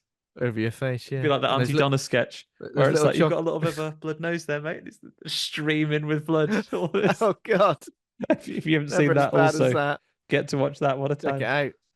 Or those little chocolate. Do you ever have those little chocolate cigarettes in the paper? Oh yeah, little chocolate Pretend cigarettes in the paper. pretend you're smoking a tab. Yeah. Did you eat the paper? Yeah, I reckon I ate the paper. I think you do eat the paper, don't you? You do eat the But again, paper. Slurp it down with a little box of nerds there. Lovely. box of nerds getting a getting a mention again. This is. I'll tell you what. If you listen to last week's episode, what a Two-parter. what this is a two-parter, pretty much. That Yeah. is the X to this episode's Maxine. Yeah. So, in terms of what Maxine's doing, she's obviously starring in pornography, going to auditions for films. She's working in like a peep show booth thing where she does a little sexy dance, essentially to herself because it's like a one-way mirror. Um, yeah, she's all over it. So we see her doing that, and Well, there's a man watching her with leather gloves on. Looks a bit creaky like leather a Dick gloves, Tracy villain. Big hat, shadowy face, leather gloves, incredibly Dick big Tracy, squeaky leather gloves that are like eh, every time he's Inc- gripping something. incredibly squeaky leather gloves. And again, when you know the twist, when you know who the reveal of this person is, again, let's not spoil it to the moment we get to it, or we may have already spoiled it. Don't know. Um, weird, weird that he's gone and watched a little Yeah. peep show You would going just on. know that she was working there. Oh, she's working there, is she? All right. And what else he does? He's got absolutely no respect for for the for the establishment because he rips a shelf off like it was no one's business, doesn't he? Yeah, I guess they're used to people yanking things off in those peep show booths. Would have been better if I could have got through it without chuckling, but you know. They're used to people yanking off bits of wood. Oh shit! No, Yeah. sorry, couldn't improve it. Couldn't improve it. Yeah, it's like it's like an angry one, isn't it? Like an Yeah. angry. I don't know if he's uh choking the bishop. He might be, but he's definitely But he is ripping off. busting their wall. He is busting all over their wall with his hands. What? Um.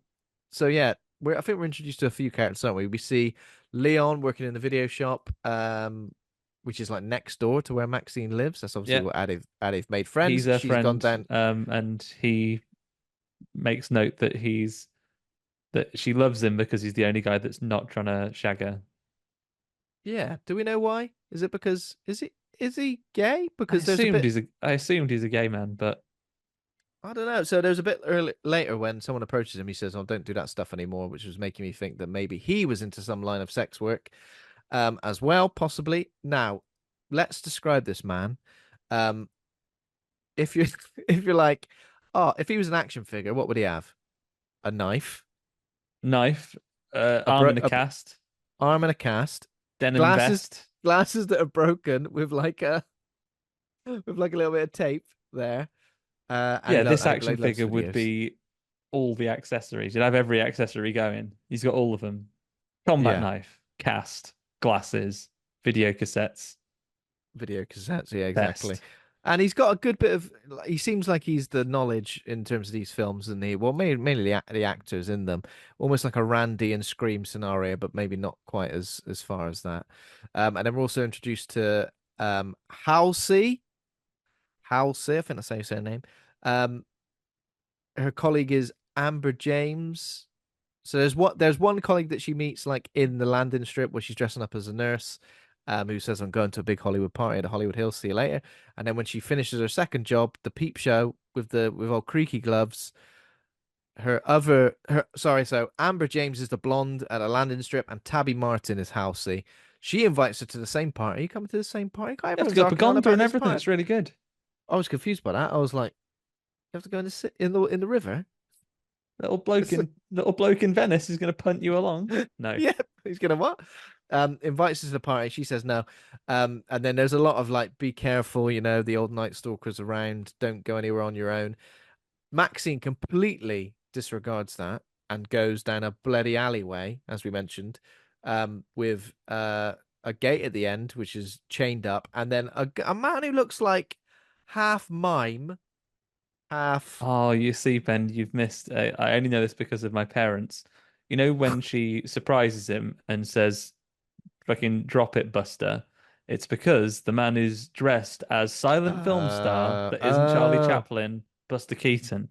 Did you notice though? He was in like they did a little montage of like people standing on the strip, and he was one of them. Did you notice that? No, I did see when they were going along, he was one of the people like the Charlie Chaplin and the Wonder Woman. Yeah, yeah, yeah. So exactly. So they established him, and he must have followed her. Yeah. So he takes out a knife, and again, we don't at any point think this is the Night Stalker. We just think it's some level of wronging.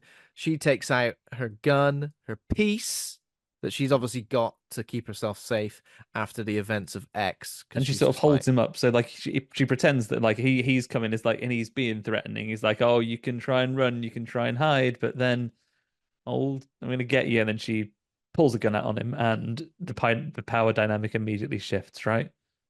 power dynamic immediately shifts. He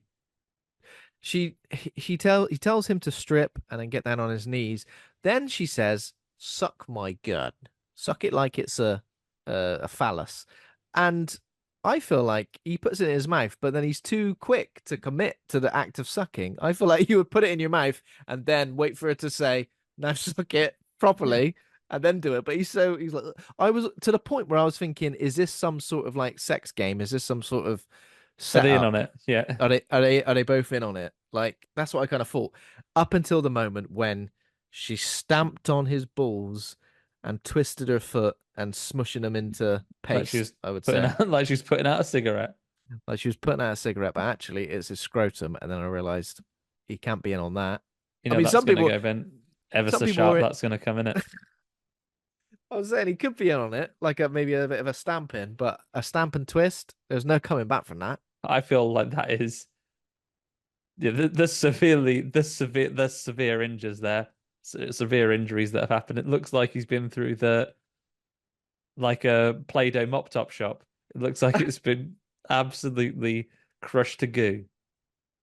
Oh, I can't even begin to imagine the next step of that. Getting yourself to A&E with an old mush of Yeah, bollocks in your. Oh, because you don't no, want to no, put no. your pants back on; they're going to stick. Yeah, it would be like you're sat in something sticky. I think the Anyway, best thing let's to do not. would just be to lie there and wait for someone to find you and just give No, up. no one uses that shortcut, I don't reckon, except for Maxine Minx. That's why she was so fuming. But the gate was locked. Um, yeah. So Maxine goes home after this. Is this when we just see her having a little sleep with old Leon, watching the Puritan? Maybe it's the next day. I don't Oh know. yeah, because she's found out that she's got the job in the Puritan, so she's got to That's go right. That's and right. get started. Yeah, she's got to go and get started. So obviously, watching the Puritan is research, of course. Falls asleep during it. That's not very professional. And somebody knocks on the door. Rat-a-tat-tats at the door. It's a special knock, isn't it? Isn't it? Rat-a-tat-tat. Is it a Isn't it like special a knock? shave and a haircut knock, or it's like a special knock, isn't it? I don't know. I don't remember the knock. Was it creepy? Was it you? Could you go? Someone's knocked on that door and they got creaky leather gloves on. I could tell. Is it? Yeah, but There's a police evidence VHS tape which contains the porn film that Maxine and her now deceased friends had attempted to make 6 years prior during the movie X. and she's like, Leon I haven't wakes, seen this for ages. yeah, Leon wakes up and goes, "What's that?" And she goes, Nothing. "Nothing." Are you watching your own porn film? Well, someone's got to. Someone's got to. And then she goes and hides out in the bathroom, and Leon goes home, skateboarding with music on in headphones, always dangerous, of course. You're never going to know if anyone's What keeping 80s you on the banger is queue. he listening to as he heads out? Oh yeah, is it that right? So there's definitely some Duran Duran during this. I think I heard Frankie Goes to Hollywood.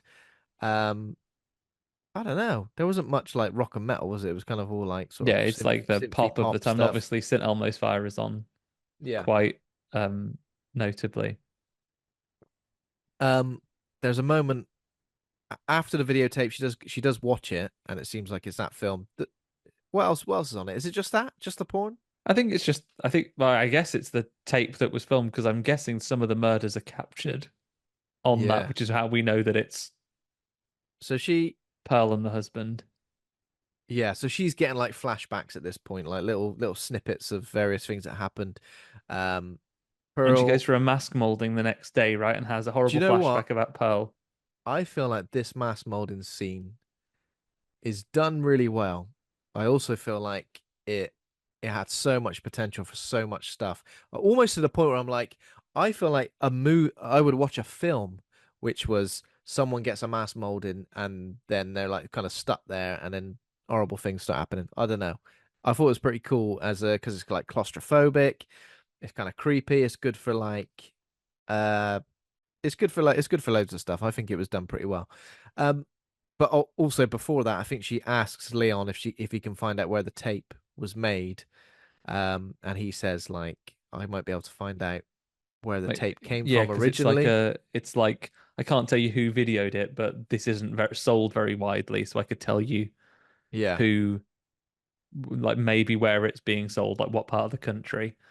yeah, But she gets a um, letter on a car after the fitting yeah. A little saying, letter from "Meet me at I this think. hotel." Sorry, there's a few of it. It does fly around a little bit, doesn't it? This Yeah, one. I think the bodies of Amber and Tabby are found as well. Like very.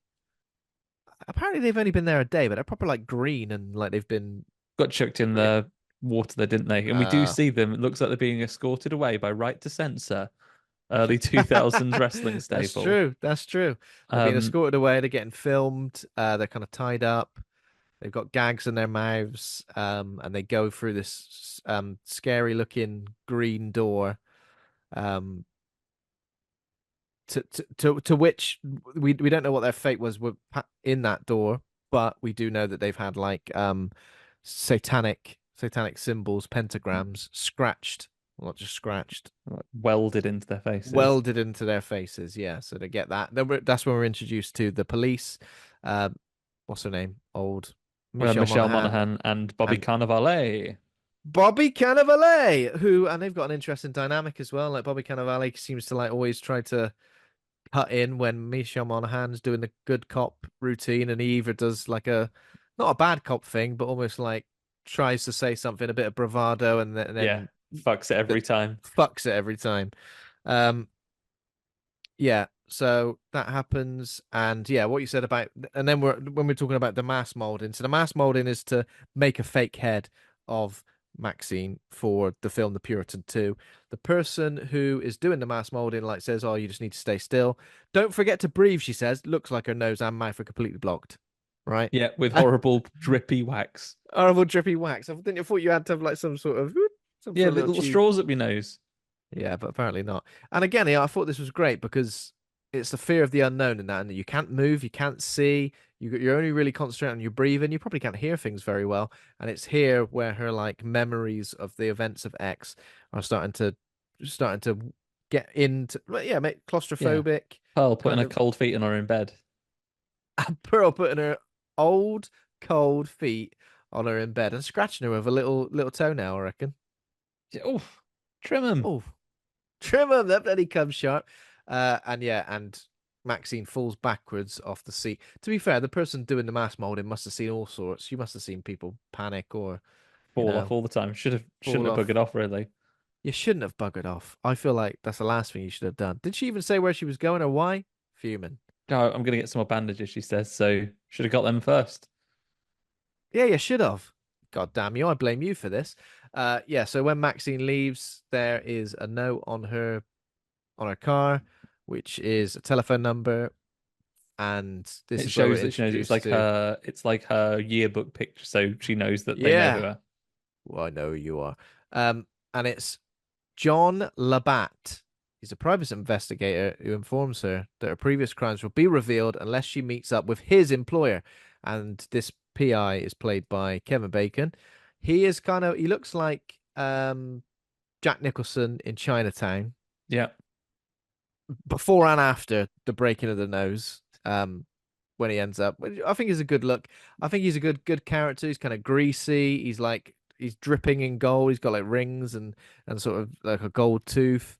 And he looks like he's seen some shit. And a couple of the little hints at this are quite nice. No need to give him too much of a backstory. He says something about criminals, and he's like, "Cause I am one." So he doesn't think of himself as as like a goodie. a by the book PI. He knows that he's a shit fuck. A shit Yeah. fuck. That's And a technical term. you've seen him with old leather glovesman in the car already saying, "Look, I found Maxine for you." And now it feels like what you're doing is getting in some real grubby territory, which is fine, but it means it's going to cost you more. It means you're going to cost you more. And the person only communicates via creak of gloves. Leather glove creaks, yeah. Yeah. He does like Morse code, but in leather glove creaks, which is weird, right? And I find it weird because when this character's revealed, he don't fucking shut up.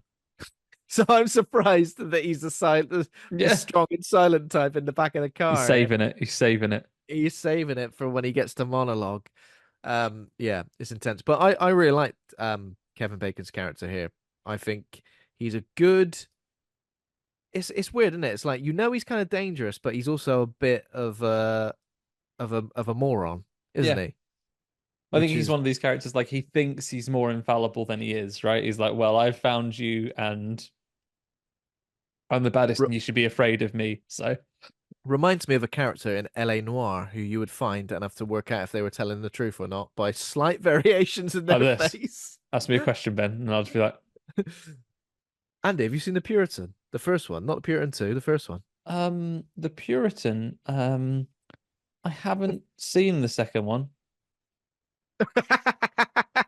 For listeners, Andy's doing some very janky facial expressions, Quickly which I looking away at the last second, he'd be like, or it's pretty much this. Ooh. If I they're think, lying. or sometimes Ooh. it's incredibly subtle, and also like I know they updated this when LA Noir, Yeah, which again I think parallels with this quite well with the investigative part of yeah. it. Different era, obviously, but LA Noir, it was like you could like accuse, press for more answer, or be nice, and like sometimes they'd be like, oh, there's a kid, and it's and like you want to try and gently what you were thinking as like your my understanding something else. Okay, it's a kid, so I want to try and gently coach the answers out of them. So I'd press, gentle or like whatever, and he'd be like, "Oh, I believe you," and he'd be like, "No, you're not a very good investigator." So I'd go back and be like, "Okay, I Yeah. need to press them." I'll fucking kill you, you lying! It's like, no, cannot be like some Punches middle kid, ground in this game. punches kid him. And I feel like that's kind of what it's like in this film because there are so many instances where characters, I feel like, just ask this question. Just say, "Oh, sorry, I can't tell you I work for." Yeah, that's client. Um, I just can't tell you. Just say, "Well, I'm not going to do the thing you asked me to do until you tell me Tell who me. it is." See you later. Because I ain't keeping that level of And there's also a bit later with John Labatt where I think I'm going to interrogate this person now to within an inch of his life. No, And then, yeah, we'll get to that obviously. Um, so tells her to comes to meet him at a bar in a hotel, like on the what floor is it? Like the it's like up in like the mezzanine. It's like high up yeah. in the hotel, fancy restaurant, but he's not staying there. He's clever. It's weird, though, isn't it? That genuinely feels like a bit of a fetch quest scenario where like come to this place and at this place I will tell you you have to meet Where my you have to be employer. going. You have to be going to Starlight Drive later that night or risk repercussions. And again, like I get it. Like Maxie knows how to handle herself because of the events of X. She's not taking any chances. She's always armed and dangerous, and she doesn't really care who like gets in her way. But I don't know. I don't know whether I always felt that, and I definitely didn't feel like her being afraid or anxious or worried. I kind of just felt that she didn't let much slip in these scenes. She was kind of just very much like a staring, non-responsive Yeah. kind of person. She wasn't like, fuck you, I'm not going to do what you say. And she wasn't like, no, please. She was kind of just like, oh yeah, oh yeah, okay, all right. See you then. But obviously she does want to sort out the scenario because it is interfering with the role of a lifetime as Yeah, and well, she isn't it? really wants this job because I think there's been a bit where Elizabeth Debicki like talks her through, and this is where they're on the Brilliant Hollywood tour, and they go through all the sets, and then they see the set of Psycho, the Bates Mm, Motel and the house upon the yeah, hill, and she says like, "Now look, they didn't want you for this. They think it's too risky to have put a porn actor in this film, but you know, I told them bullshit. Like you're worried about your." Satanic like slasher film being like getting bad press because there's a porn actor in it. And she basically said, look, I have put myself on the line to do yeah, this for you, and you only really get one chance. If you fuck it up, you get spat out and you don't know if you're gonna get another go or yeah. not. So So it you've got to says do something whatever's interesting required. about Hollywood getting a taste for you, and if you fuck it up, like it'll spit you out, and it won't like, and it'll find someone Necessarily else. come back It'll for you find again. someone else more interesting to take on. Essentially, I kind of like that, because there's obviously a bit where Maxine thinks she sees Pearl in the window of the Bates Motel, and Elizabeth Debicki says, "Are you even listening to Yeah, but me?" oh, that's the worst bit. I hate it. Like when it's Yeah, like, "Oh, it's horrible, isn't it? just listen a minute. She's not there. It's like, It's a whatever bit you like got whenever you're going watching on. like a drama and someone's going to get caught shoplifting, or like you're going through the baddie's desk and they're going to get caught. It's like, Oh no. ugh. This is horrible. I'm absolutely gasping. Obviously, before she does have this meeting with Elizabeth as well, I think is the moment where she, the PI, like Kevin Bacon's following her and like filming her as well. He's doing that, Yeah, and he like, I don't know why his client would potentially want this. Really, even when we get the reveal, I still don't understand why. But Maxine, instead of warning him off and going like, "Stop following me, you prick," she pads out her hand with Wolverine like keys and just and goes and thumps him to St. absolutely. Elmo's fire. I feel like that's too much. That's a step too far. I feel like thumping him would have been fine. I feel like if you're keying someone in the face, even if he is following you and filming you, He's in. he's potentially A, blinded, B, furious and now wants to kill you rather than just mess with you a bit. It feels like, it feels like a step in the direction to maybe um make the situation worse. Yeah, should have finished. Should have keyed him all the way off Yeah, which is what if I was her friend and she went, "Oh yeah, this guy was following me." So, oh right, what'd you do?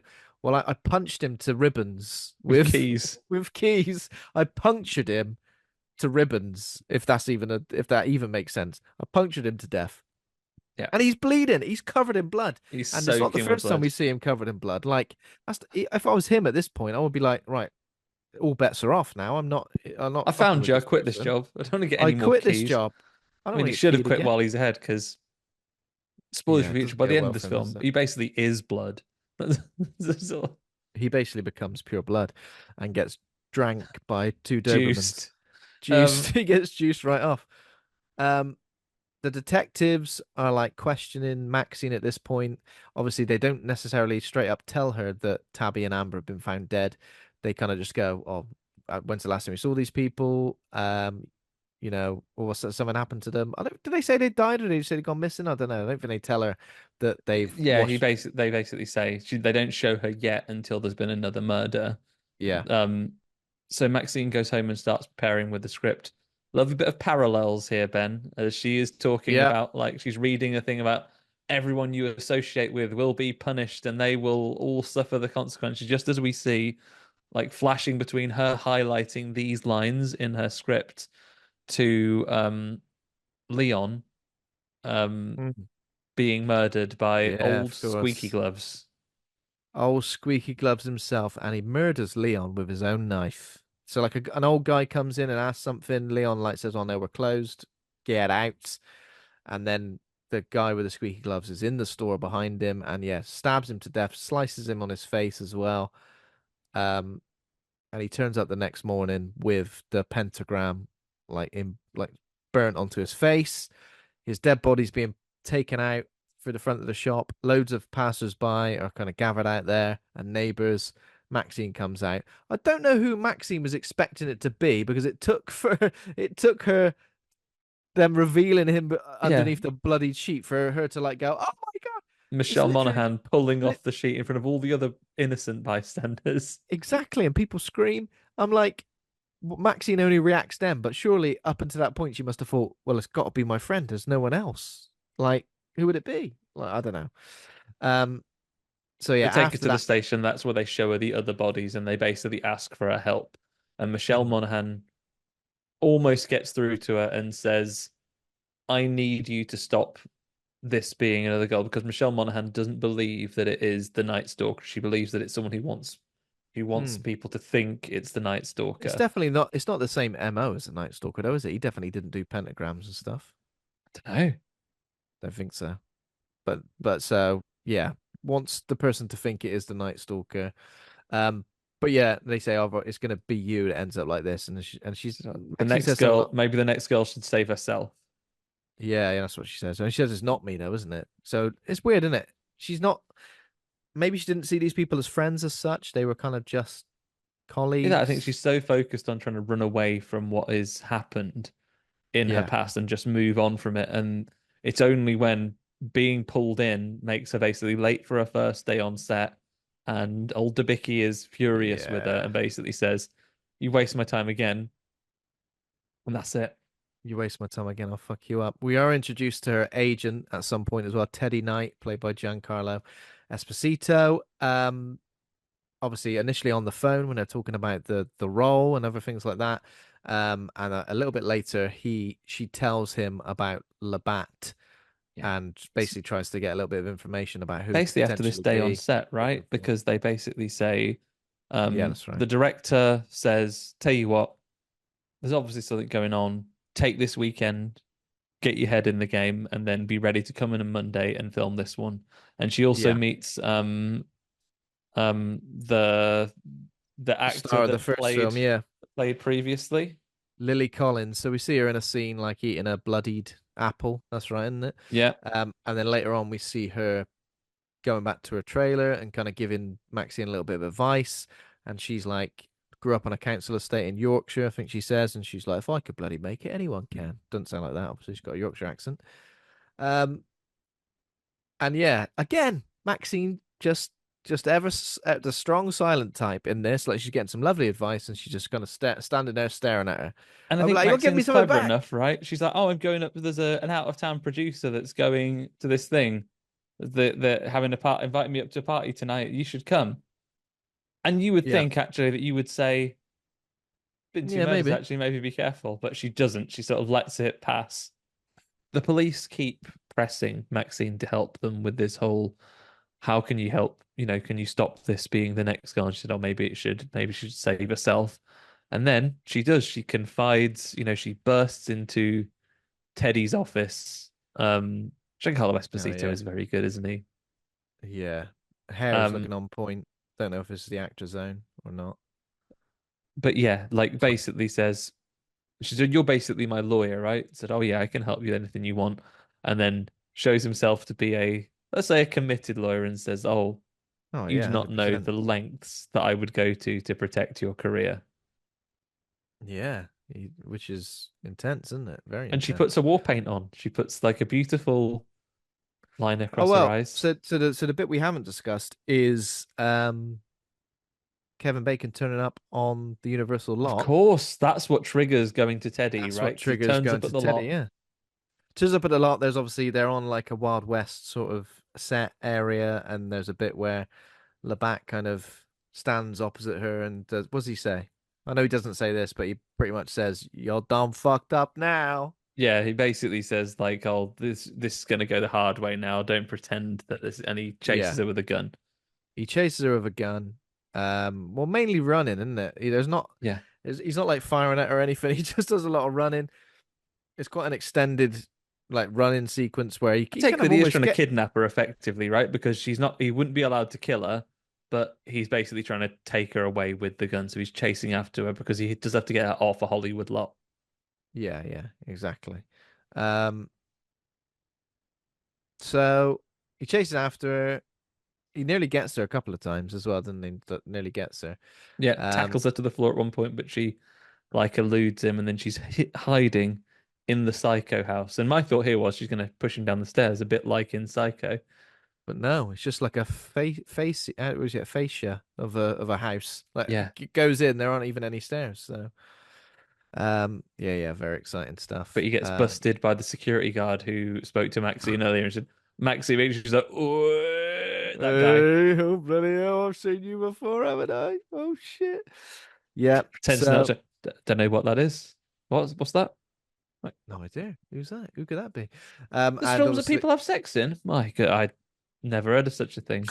I think this shows that Kevin Bacon's character is still a bit of a weasel because he could easily like do something to get rid of the security guard here, knock him out or something like that, but he just lets him take him away. Essentially, he's like, "Oh, I've been busted. Oh, I see you later." It's like, And then oh, I got a bit lost. Sorry, I was, yeah, there's a moment where we see him being ushered out of the lot, and there's a lot of this where we see various people picketing the lot with placards that say like "Satan stole my boo, daughter." Satan. Boo Satan, all your films are bloody dirty, horrible. The devil worshipping shites. And that's very important to the third act of this film Yeah, as well. But yeah, essentially she puts her war paint on, goes on a night out. Labatt follows her there wherever they go. They're dancing to some lovely new wave or something like yeah. that. Some Tell you what, 80s Ben, new wave. this is what nightclubs are like. Not like in Winnie the Pooh, Bloody and Honey 2, Yeah. where Flashing, what where you're disoriented, you don't know what's going on, and the toilets are absolutely stinking. everything's yeah. Things are grotty in the 80s, not like the 2024 Blood and Honey 2 rave where No. everyone's topless. It's not. I feel like no one who was involved in that film, at least the writing and directing of it, had ever been to an actual rave. Not Then again, not Ben, not claiming that I have either, but maybe that's just me. Maybe my raving days over, and in the year of our Lord 2024, that's exactly what a rave is well, like. maybe getting murdered by Tigger as well. But but not in this case. This is a proper 80s disco.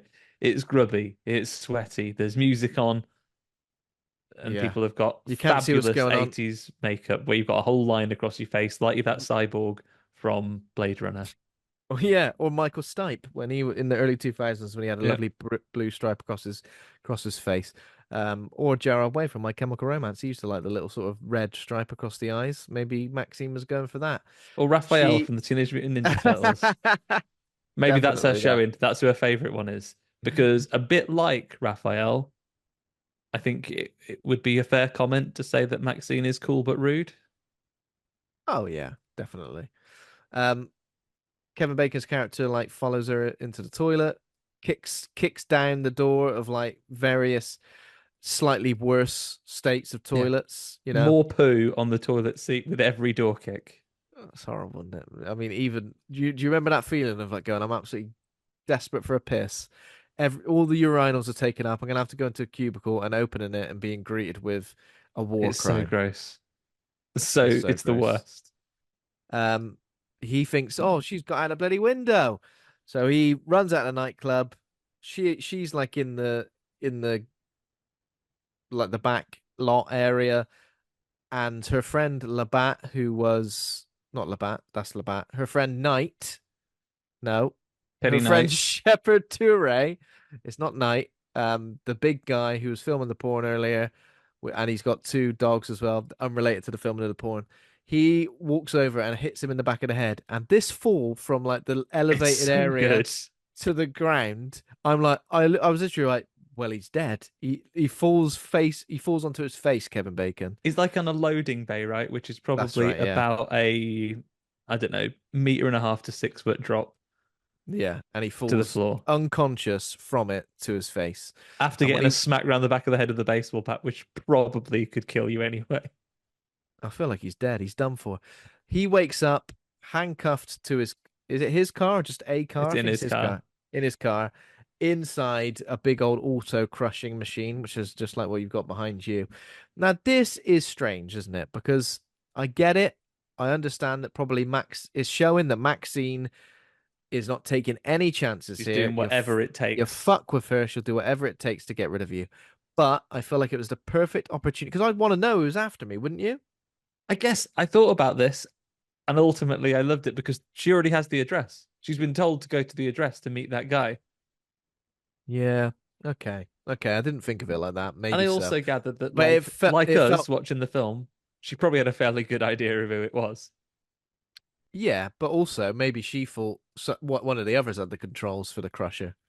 I'm just Yeah. going to stop it. But no, they all just stand there and watch him get crushed. He begs And for his life. I think you'd beg pretty hard because I can't think of many things worse than getting a crush in. it seems to be over with pretty quickly, but I feel like it'd be over with, it would take a long time he gets juiced pretty quickly. You wrote a Um, story with this, didn't you, Ben? One of our Halloween specials over on the other stories with Horrible Man getting crushed up by a yeah, cave. crushed up by Similar a vibes, cave. right? The Yeah. impenetrable walls coming down on him, and then like several times, it's like, okay, this is when they're going to stop it. They're going to wait till it touches his car. Yeah, yeah, They're yeah. going to wait until the roof's coming down on him. But That's then, what I like, thought. literally, the roof is like crushing against his face. But I'd feel like that's what I'd think. If I was in that situation, I'd be like, okay, I get it. They're gonna scare me. They're gonna get me to the point where I'm maybe nearly gonna die, and then I'll say, I'll sing like a what was it they say? Sing like a bloody canary. Sing like a canary. That's it. We're getting all the LA Noir lingo in there now. Um, so they just kill him, straight up kill him, and then Maxine from there has time to take her makeup off, of course, but goes to the dress that Labatt gave her. It's a house right in the Hollywood Hills, right by the Hollywood sign. She takes the gondola all the The way up police are there. following her. The police are following her as well, yeah. So they're obviously aware that she's going to lead them to hopefully the killer of the bodies they found so far. Uh, it says here finds the killer's clothes and Molly's dismembered We body. don't Is get that? that reveal till later. There are suitcases at the top of the stairs. That's right, yeah. There are suitcases at the top of the stairs. Maxine goes and she is confronted by playing the same video that we saw at the Yeah. start of the movie. It's a dad, the Reverend, who we saw at the televangelist, who we saw at the end of the previous film as well. We saw at the end of X. So, again, I think not really surprising anyone that hadn't been following this along, but he has basically come to take revenge on his daughter being corrupted by Hollywood and all of these things. Yeah. So again, this is quite common to the events of X because if you remember correctly, Pearl and her husband are always watching things on the TV which are like evangelicist. Is that how you say it? Tele television and I can never say that word. You're gonna have to say it for me, Andy. Evangelist. Evangelist. They're Like a listening to Phil TV Collins in evangelist. Jesus He Knows Me, singing about So his name is Ernest Miller, as Maxine's dad. He's coming to exact some sort of punishment on her for the fact that she's been corrupted by um Hollywood, but at the same time, he's making a documentary that is gonna like out Hollywood for all of the Satanism and everything else, yeah. and taking people from obscurity and taking them from innocence, and essentially, but also like taking advantage of the fact that the Night Stalker is around in LA as well, and like killing people and framing them. I don't 100% understand what his end goal is. I know with Maxine, he's gonna perform some sort of exorcism on her, Yeah. like Even it then, though, on there seems to camera, be a bit of cynicism there because he leans into her quietly and says, "This is your play big along. role. Play along for Yeah, Daddy." Like, because he wants there to be a show. Because this is another thing. He is, Maxine isn't entirely dissimilar from him. He wants to be famous and to be, well thought of and respected and the best at what he does. It just so happens that his approach is yeah, very different to hers. And the performance here had to, so the actor by the name Simon Prast, who plays Maxine's father, I think there's a yeah. brilliant bit of character acting here. He is so over the top in this role. He is bright orange as well, right? Did Yeah. I just imagine that? Yeah, Has he got yeah, like like he make is has again because make he's like TV a makeup? television preacher, isn't he? So he has like orange tan, an incredibly pressed suit. He hasn't been in very much else. He's been in things that I've never heard of before. So Mm. six films to his name totally. He's the same. He appears in the same role briefly in X. He's in He Maxine, and then appears. his other films are When Love Comes, The Singing of the Rainbow, The Sinking of the Rainbow Warrior, Death in the Family, and You Move, You Die. So in X, he's one of the preachers on TV, and Mhm. obviously at that point we don't understand that that is Maxine's dad. That's never I think we revealed. do. Oh, we do. At the end of the film, like he's a Okay. preacher all the way through it, but at the end he says, "My own daughter was corrupted by that," and Ah, you see a picture of young right. Maxine. I've got you. Um, Interesting. so yeah, Okay. it's revealed at the end of X that that is her father. So again, like no huge surprise that he was going to turn up, like Yeah. Hitler at the end of that last Kingsman film. Oh God. Like an Avengers reveal, like Yeah, and we've got this guy who's going to come and sort this out. His name. Um, Adolf. yeah. I So maybe maybe I probably should have rewatched X then possibly because that bit perhaps missed me a yeah, tad. that isn't. I think there is a lot of value to seeing X a few times. I think I've seen it 3 or 4 times. I saw it in a double bill Jesus. when Pearl God came out, damn. and then because Hmm. I think X in particular of this entire series is a good. It's a good horror hangout movie, Ben. When you got friends Hmm. round, you can stick X on. Yeah. I get the connections with her dad and all the things he's trying to do. There is a slight nature of like cookie cutter generic religious cult stuff going on. Maybe not 100% with him because he is obviously very over the top and sort of intense. Creaky gloves aside, it is strange to think that he was a strong and silent type throughout the film when this is his real personality. Yeah. Kind of a bit disbelievable. Um, so yeah, And he plastic bags her to capture her. That's quite a chilling scene. I feel like plastic bagging someone to capture them is very dangerous. I feel like there must be only a fine line between killing someone and just knocking them out. Of course, yeah, a case, a sort of a suitcase full of body parts falls down the stairs. That's pretty cool. It tumbles And down the then stairs, and the star of um the Puritan. Puritan one, her iconic scream that we've seen a couple of times on the video cover, you see as her head bounces out of this Yeah. suitcase, It's mouth almost wide like open. it's almost like I'm thinking, does he need to kill as many people as he is to make this point? Or is it simply something he's doing to kind of get closer to Maxine or maybe like scare the shit out of her? I don't know. I think it's like the whole, I think he's someone who really does believe in his convictions that was saying like he believes I think that Hollywood is satanic and he is Mm, because he okay. does say before he gets Maxine that he offered people a chance to repent and what have you, but then if they didn't accept it, then he had to kill them. Yeah, okay, I've got you. Interesting. Interesting. So yeah, obviously he's trying to film this. Well, when Maxine wakes up, she's tied to a tree, surrounded by all of these. Well, they're not just members of the cult; they are supposedly parents of people who have also lost kids Whose children have to gone missing.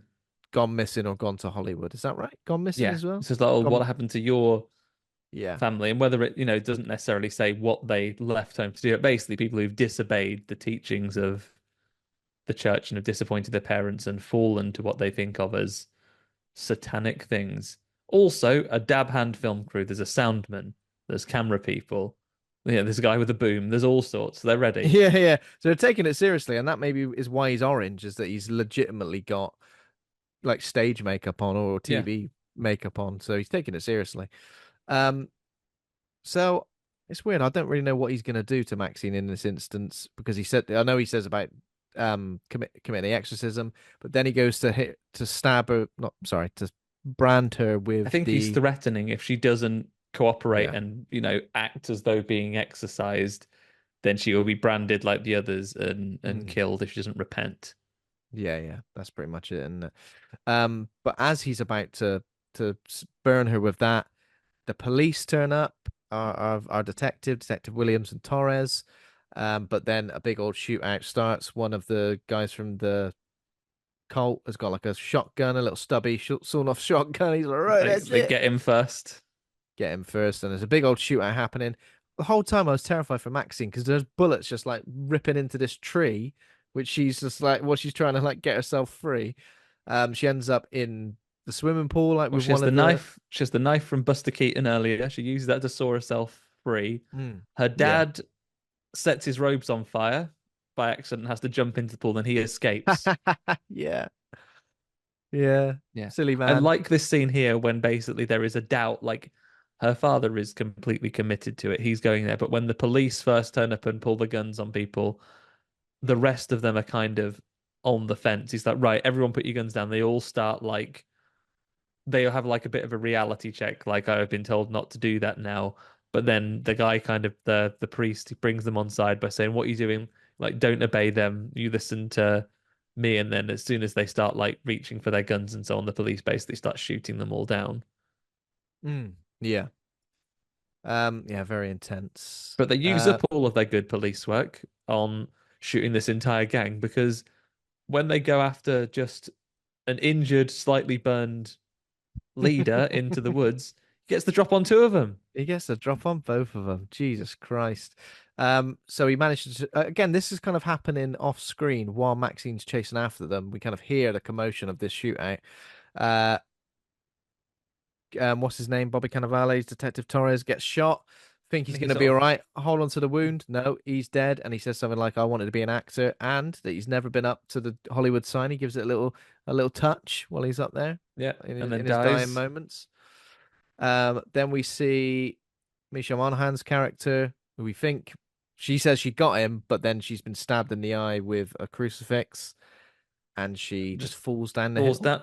I mean, she could be alive, She could be alive, yeah. She could easily be alive in the realms of if you're to believe it, most definitely. Um, yeah, and and then then obviously Maxine confronts her dad with this little stubby shotgun that she picked up from by the pool, and she stands over him just as the police turn up and sort of demand that she put the gun down, and then she imagines the future where we she see imagines. So, is this just an imagination of the future? This isn't a flash forward. This is just well, we get a what? two. First, we get an imagination of the future where she's on a talk show, and then Yeah. it's the premiere of the of Puritan 2 at the Chinese Theatre Mm. in LA, and then she gives a speech to a reporter on the red carpet about how anyone who wants to follow in her footsteps that you just can't let anything get in your way and you have to just work really, really hard. Mm. And it doesn't feel quite real, does it? Because no, she doesn't seem like herself. She seems like a much more sort of vibrant version of herself, doesn't she? yeah. And then what happens is, and maybe this is again the connection that we do get. The connections with X are explicit. The connections with Pearl are a lot more subtle.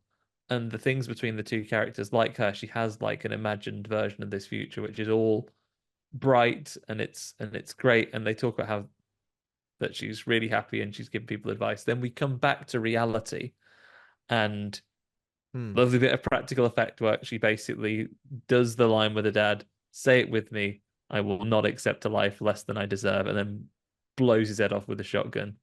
Blows his head off. Yeah, smush. And then Um, we fast forward to a month later, and they've just finished filming. They have a moment of silence for their departed colleague, but Maxine is fine. They finished filming Puritan 2 and it's going to come out and she asks her what she wants to do next and she says, I just never want this to end. Now, the that's right. question is, are we to assume that that is indeed how it's happened? And it isn't quite as bright and shiny as what she imagined for a moment, Yeah, I don't think it's as bright and shiny as that. No. but it is fine and she isn't in prison for shooting her dad's head off in front of all those people. Yeah, that's what I was kind of thinking. I was thinking like because the helicopter was circling, wasn't it, above her? I was thinking maybe that they'd see her shoot her dad, and then that was it. Film career done. But are we to assume that that is what happened and it was just fine because she has a good lawyer and all those other things? Or is this in itself another fantasy? I feel like this perhaps is real life. That was the fantasy. She snapped out of it, and then we see a much more believable thing. Yeah, There we go. But that is the end of Maxine, a slasher thriller mystery. a slasher thriller mystery, exactly. Um, but yeah, that is the end. I don't know. Do you think we'd see another film? Do you think that's it for the trilogy? If this is done well, which apparently it has. Yeah. I think it depends creatively. Like I think Ty West and Mia Goth are probably both people who can afford not to do more if they don't want to, if they feel that story is completed. Mm. But I think there's more stuff you could do with that. You could 90s. explore, I think, as I said earlier in the show, Ben, I think you could either explore what she is like, what she becomes like as an aging actor herself. Like if Yep. she falls out of favor, you could do something which is completely modern. You can age. Mia Goth is quite comfortable aging up. She played Old Lady Pearl. You could Yep. have her play like an actor, who's known for horror. You know what, Ben? Put her opposite one of our favorites, Barbara Crampton, a star of the 80s who still does things today in the Mm. horror spaces. Put her against her in another film. I think there's more stories you could tell with Maxine. Yeah. But also you don't need to. You could just leave it exactly where it is. Yeah. Yeah, What do you think? definitely. Yeah, I think more. Yeah, why not? I wouldn't be dead against it. I think like something in the 90s could potentially be well received, but if they just want to end it at this, then great. Yeah. I feel like yeah, as an identity, as a trilogy, it has got a lot going on. So I feel like that's good and bad. It could easily go in any direction and still be part of this universe.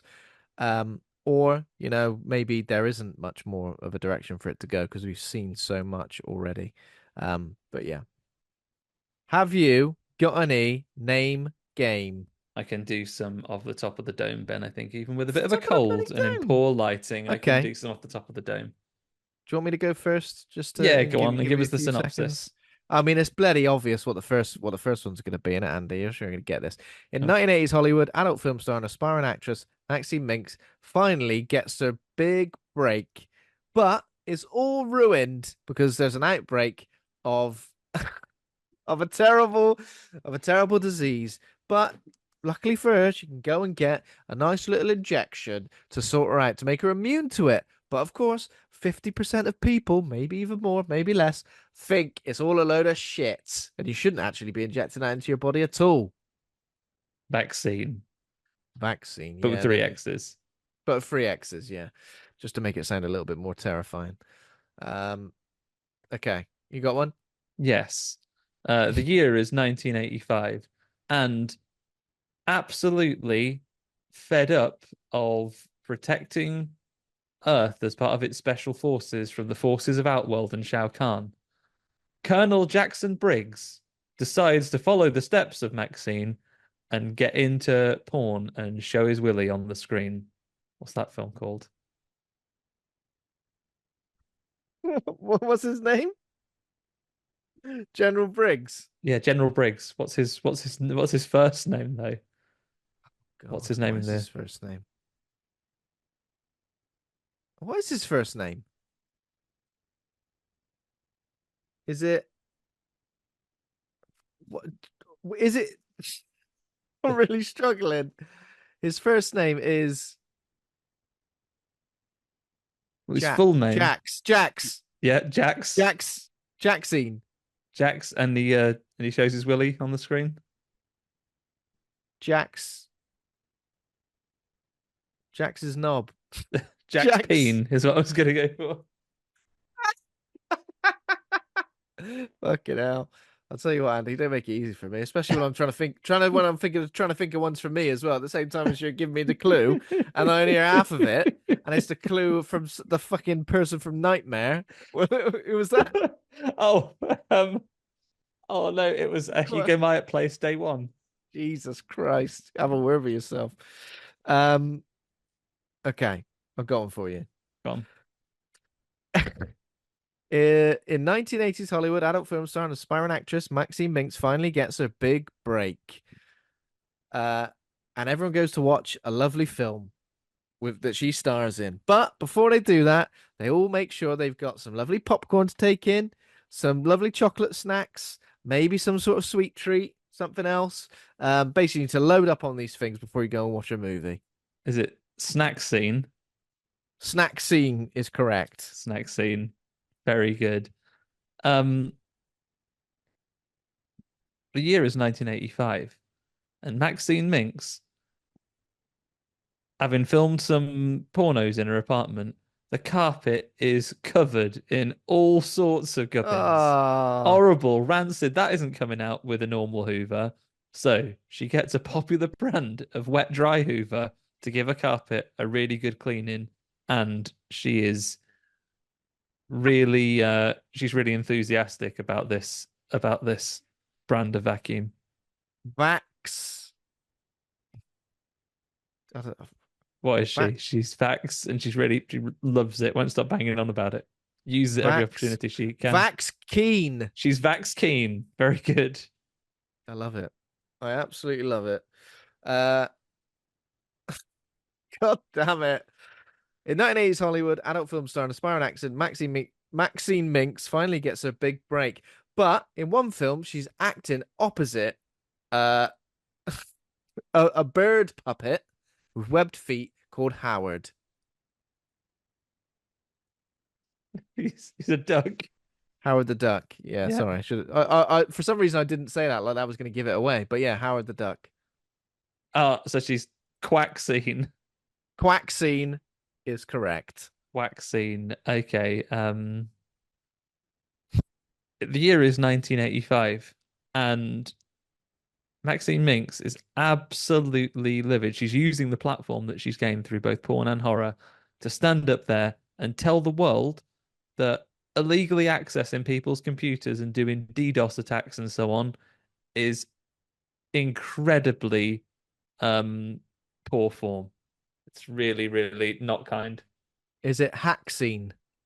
It's hacks, but she's telling people, Hacks don't do that. mean. Hacks mean very good. Hacks mean. Very, very nice. I like it. Uh, okay.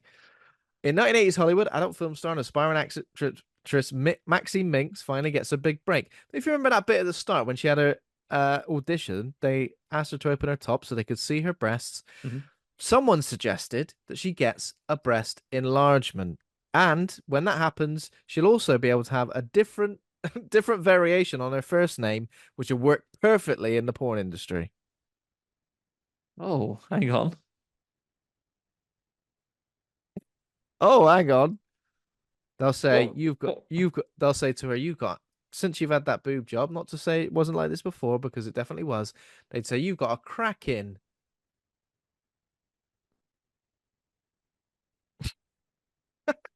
That rhymes with Max. Kind of. Kind of. It definitely does. Oh, her Rax scene. Yeah, that's correct. Just rack scene is what I've Rax gone for. scene. I'm not going crazy and putting two words into this, Andy. I'm literally just changing one letter. Okay.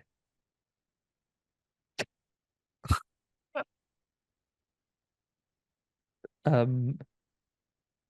So, um, in 1985, an aspiring actress, from Australia, comes over and really tries to make a name for herself by putting a single legume in everyone's trousers. And she describes this product, this experience that she's willing to do. She's Australian, don't forget.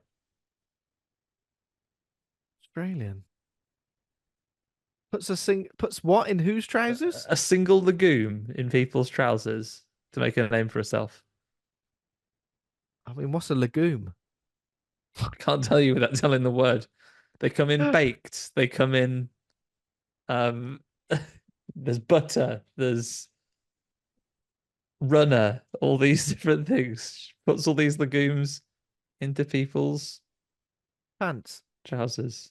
trousers, a bean. Yeah. Mac Max Bean. It's Dax bean. Jesus Christ, Andy, I can't act this. I think that's what he done. I like how you said it's Dax Bean as if I go, yeah, yeah, Oh yeah. yeah, yeah, it's Fair obvious. shake. I've got it. Dax. Oh, okay, I've got you now. I get that bit. Like Okay. cacking your Dax. That's I it. was confused. I've got one more for you. Go on. In 1980s Hollywood, adult film star and aspiring actress Maxine Minx gives up trying to become a movie star, becomes a politician. And her new thing is that she's going to give all porn companies a break, a big break, not like the break she had, but a break in the amount of money they need to, of a percentage they need to pay to the old government. Is she very tax lean? Do you know what? I didn't even think of lean. I just thought taxine. But if you're giving it to me, I'm taking it. Tax lean, please. Tax lean. There she is. We've done it. I There think we we got go. more out of So, Maxine than anyone could have predicted. absolutely, absolutely. Okay, so rating, rate the film A to F. Pluses and minuses are allowed. Rate good or rate bad. Can't remember how we rated X, but how would you like to rate it, and how would you compare it to the other films? Would you consider it a favorite? I would. I wish I remembered what I rated X because I think which one of them I prefer could depend on the weather and the time of day and how they settle in. But given that, we run the show so I can make changes if I want to in the future. For today, I'm going to say I really enjoyed this and the production was really good. It's a really solid um like thriller. I think it's incredibly stylishly made. I would encourage anybody to watch Body Double, to watch Revealer, and I think Mm. especially as this film ended with Betty Davis' eyes, I really want to go back and watch Oh Mulholland Drive, yeah. which I've never seen, Oh my to God. my shame. So I need to watch those as well. It just gave me this wonderful, the feeling I tried to describe earlier of like comforting grubbiness. It's horrible and it's grotty, but it's in a way I have an incredible amount of nostalgia for, more than I probably healthily should. A minus, Ben. A God minus. damn. Look at that. Holy shit. I might need to give it another watch. I love the cast. I love the music. I love the, cinematography was great. I still, as I mentioned at the start, I'm not entirely convinced. I love Mia Goth. I'm not entirely convinced of the character of Maxine Minx. I don't know whether if she's quite as compelling as perhaps this film would have you believe. That might be a little bit rude, a little bit controversial based on that. I still enjoyed it. That's not me saying I didn't enjoy it. And maybe that third act was a little bit lean for my liking. You wanted to It seem questioned, not crushed. I wanted to see him question, not crushed. I would have liked, because it was feeling quite LA Confidential, because it was feeling quite Mhm. highbrow in terms of this mystery and where it was unraveling. I wanted some legit shocks. I wanted some holy shit, can't believe this moments. Um, I don't know. Maybe not as much as that, but I wanted something else. And by the time this third act panned out, I did get that sort of sinking feeling in my stomach. You know, when you're a bit like, oh, is that it? Okay. I was expecting just something more. Don't really know what. I just feel like with all the actors, I felt it played it quite safe in terms of which characters were characters you could rely on, which characters were bad guys. There were no twists, there were no turns, there were no big reveals, there were no double crosses. I just feel like it might have needed one of those. Just A little bit of a something. surprise. Little bit of a surprise. Do you Just a think maybe they tad. teased the dad a little less so you were surprised that he came Yeah, out? possibly. Um, Tease the dad a little let, but also, as I said before, like everyone from X is dead. So you kind of need to establish Maybe something tease the dad a else. little less or make it Elizabeth Bender, the director, and saying that this is her pushing someone to do the most, plant it as being the dad the Why whole not? time and Yeah. then Why not? sidestep it.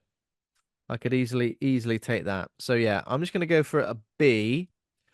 I can't remember exactly what I rated X, but I kind of feel a bit similar with X as well. I felt a bit like that as well. Like I understand it's getting all these plaudits and stuff, but I didn't find it to be the most like groundbreaking film ever. Like I think it's got a great sort of the identity of it is good, but in terms of like what genre it fits into, it still is a bit like obviously X was kind of like, oh, is it a bit like Texas Chainsaw Massacre? Is it a bit like this sleazy 70s grindhouse-esque film? And obviously this one's gone a bit more like crime, neo-noir stuff. Like I like that. I think the the connections to those genres are great, and the sort of homages to those genres are great. But in terms of a payoff for X as well as this film, I feel like maybe it's a little bit lightweight, but still, I think a B is still solid. I think it's still Yeah, still enjoyable. good. There we There go we then. go, Ben. Another week, another new release this summer. Another week, another new release this summer, and next week we're going to be doing a new release as well. Can you believe it? Next week it's Long Legs with Lucy. She's joining us for the first time since what was the last time she joined? I know she joins us usually for diminutive killers. She Oh, the does. What? strangers. She joined us for the strangers, There you normal go. sized killers, and One's a and little I'm girl. assuming that's true. Well, little girl, teenager. I don't know. Not quite as diminutive as an orphan. But No, usually Lucy Buglas will be joining us for that. So, did I say what the film was? Long Legs. long legs. Yeah, the That opposite of doesn't little. make Bloody sense. long. Bloody long old legs. Can you believe it? Bloody hell, turn your right down. Come Might have down a here and tiny speak to body me. though. We haven't seen him. Long legs, tiny body. That is terrifying. So thanks for listening. If you enjoyed the show, become a patron over at patreon.com/horror hangout. Thanks to all of our patrons over there. Thanks to Taj Easton for our theme music. Thanks to Acast for hosting the show. Please consider giving us a rating or review on any platform. 1 star to 5 stars. Better be 5 stars. We're on Twitter, Instagram, Facebook, TikTok, and YouTube. Just search Horror Hangout Podcast. You'll find us. Uh, there we go. There we go. Another episode Another in the bank. another exciting week of new releases. Enjoying. I hope everyone's enjoying these new summer Oh films. I've been yeah, man. enjoying seeing a horror film every week at the cinema. It's been lovely. Absolutely. Yeah. But for now, though, don't let any. If anyone's following you in the car, you know what to do. If anyone's following you in the car, immediately key them. Get the keys out. Um, Get windmilling. get windmilling. Don't do that, of course. And if anyone if you feel like anyone's going to interrogate you by crushing your car to get you to the point of pure terror, so that you reveal all the information to them, don't trust them because they might just Don't even crush bother. you, Yeah, if you juice you. just accept it. Close your eyes. There we go. Right. See you next week, See you everybody. later. Thanks, Andy. See you soon. Boy. See you later. Goodbye.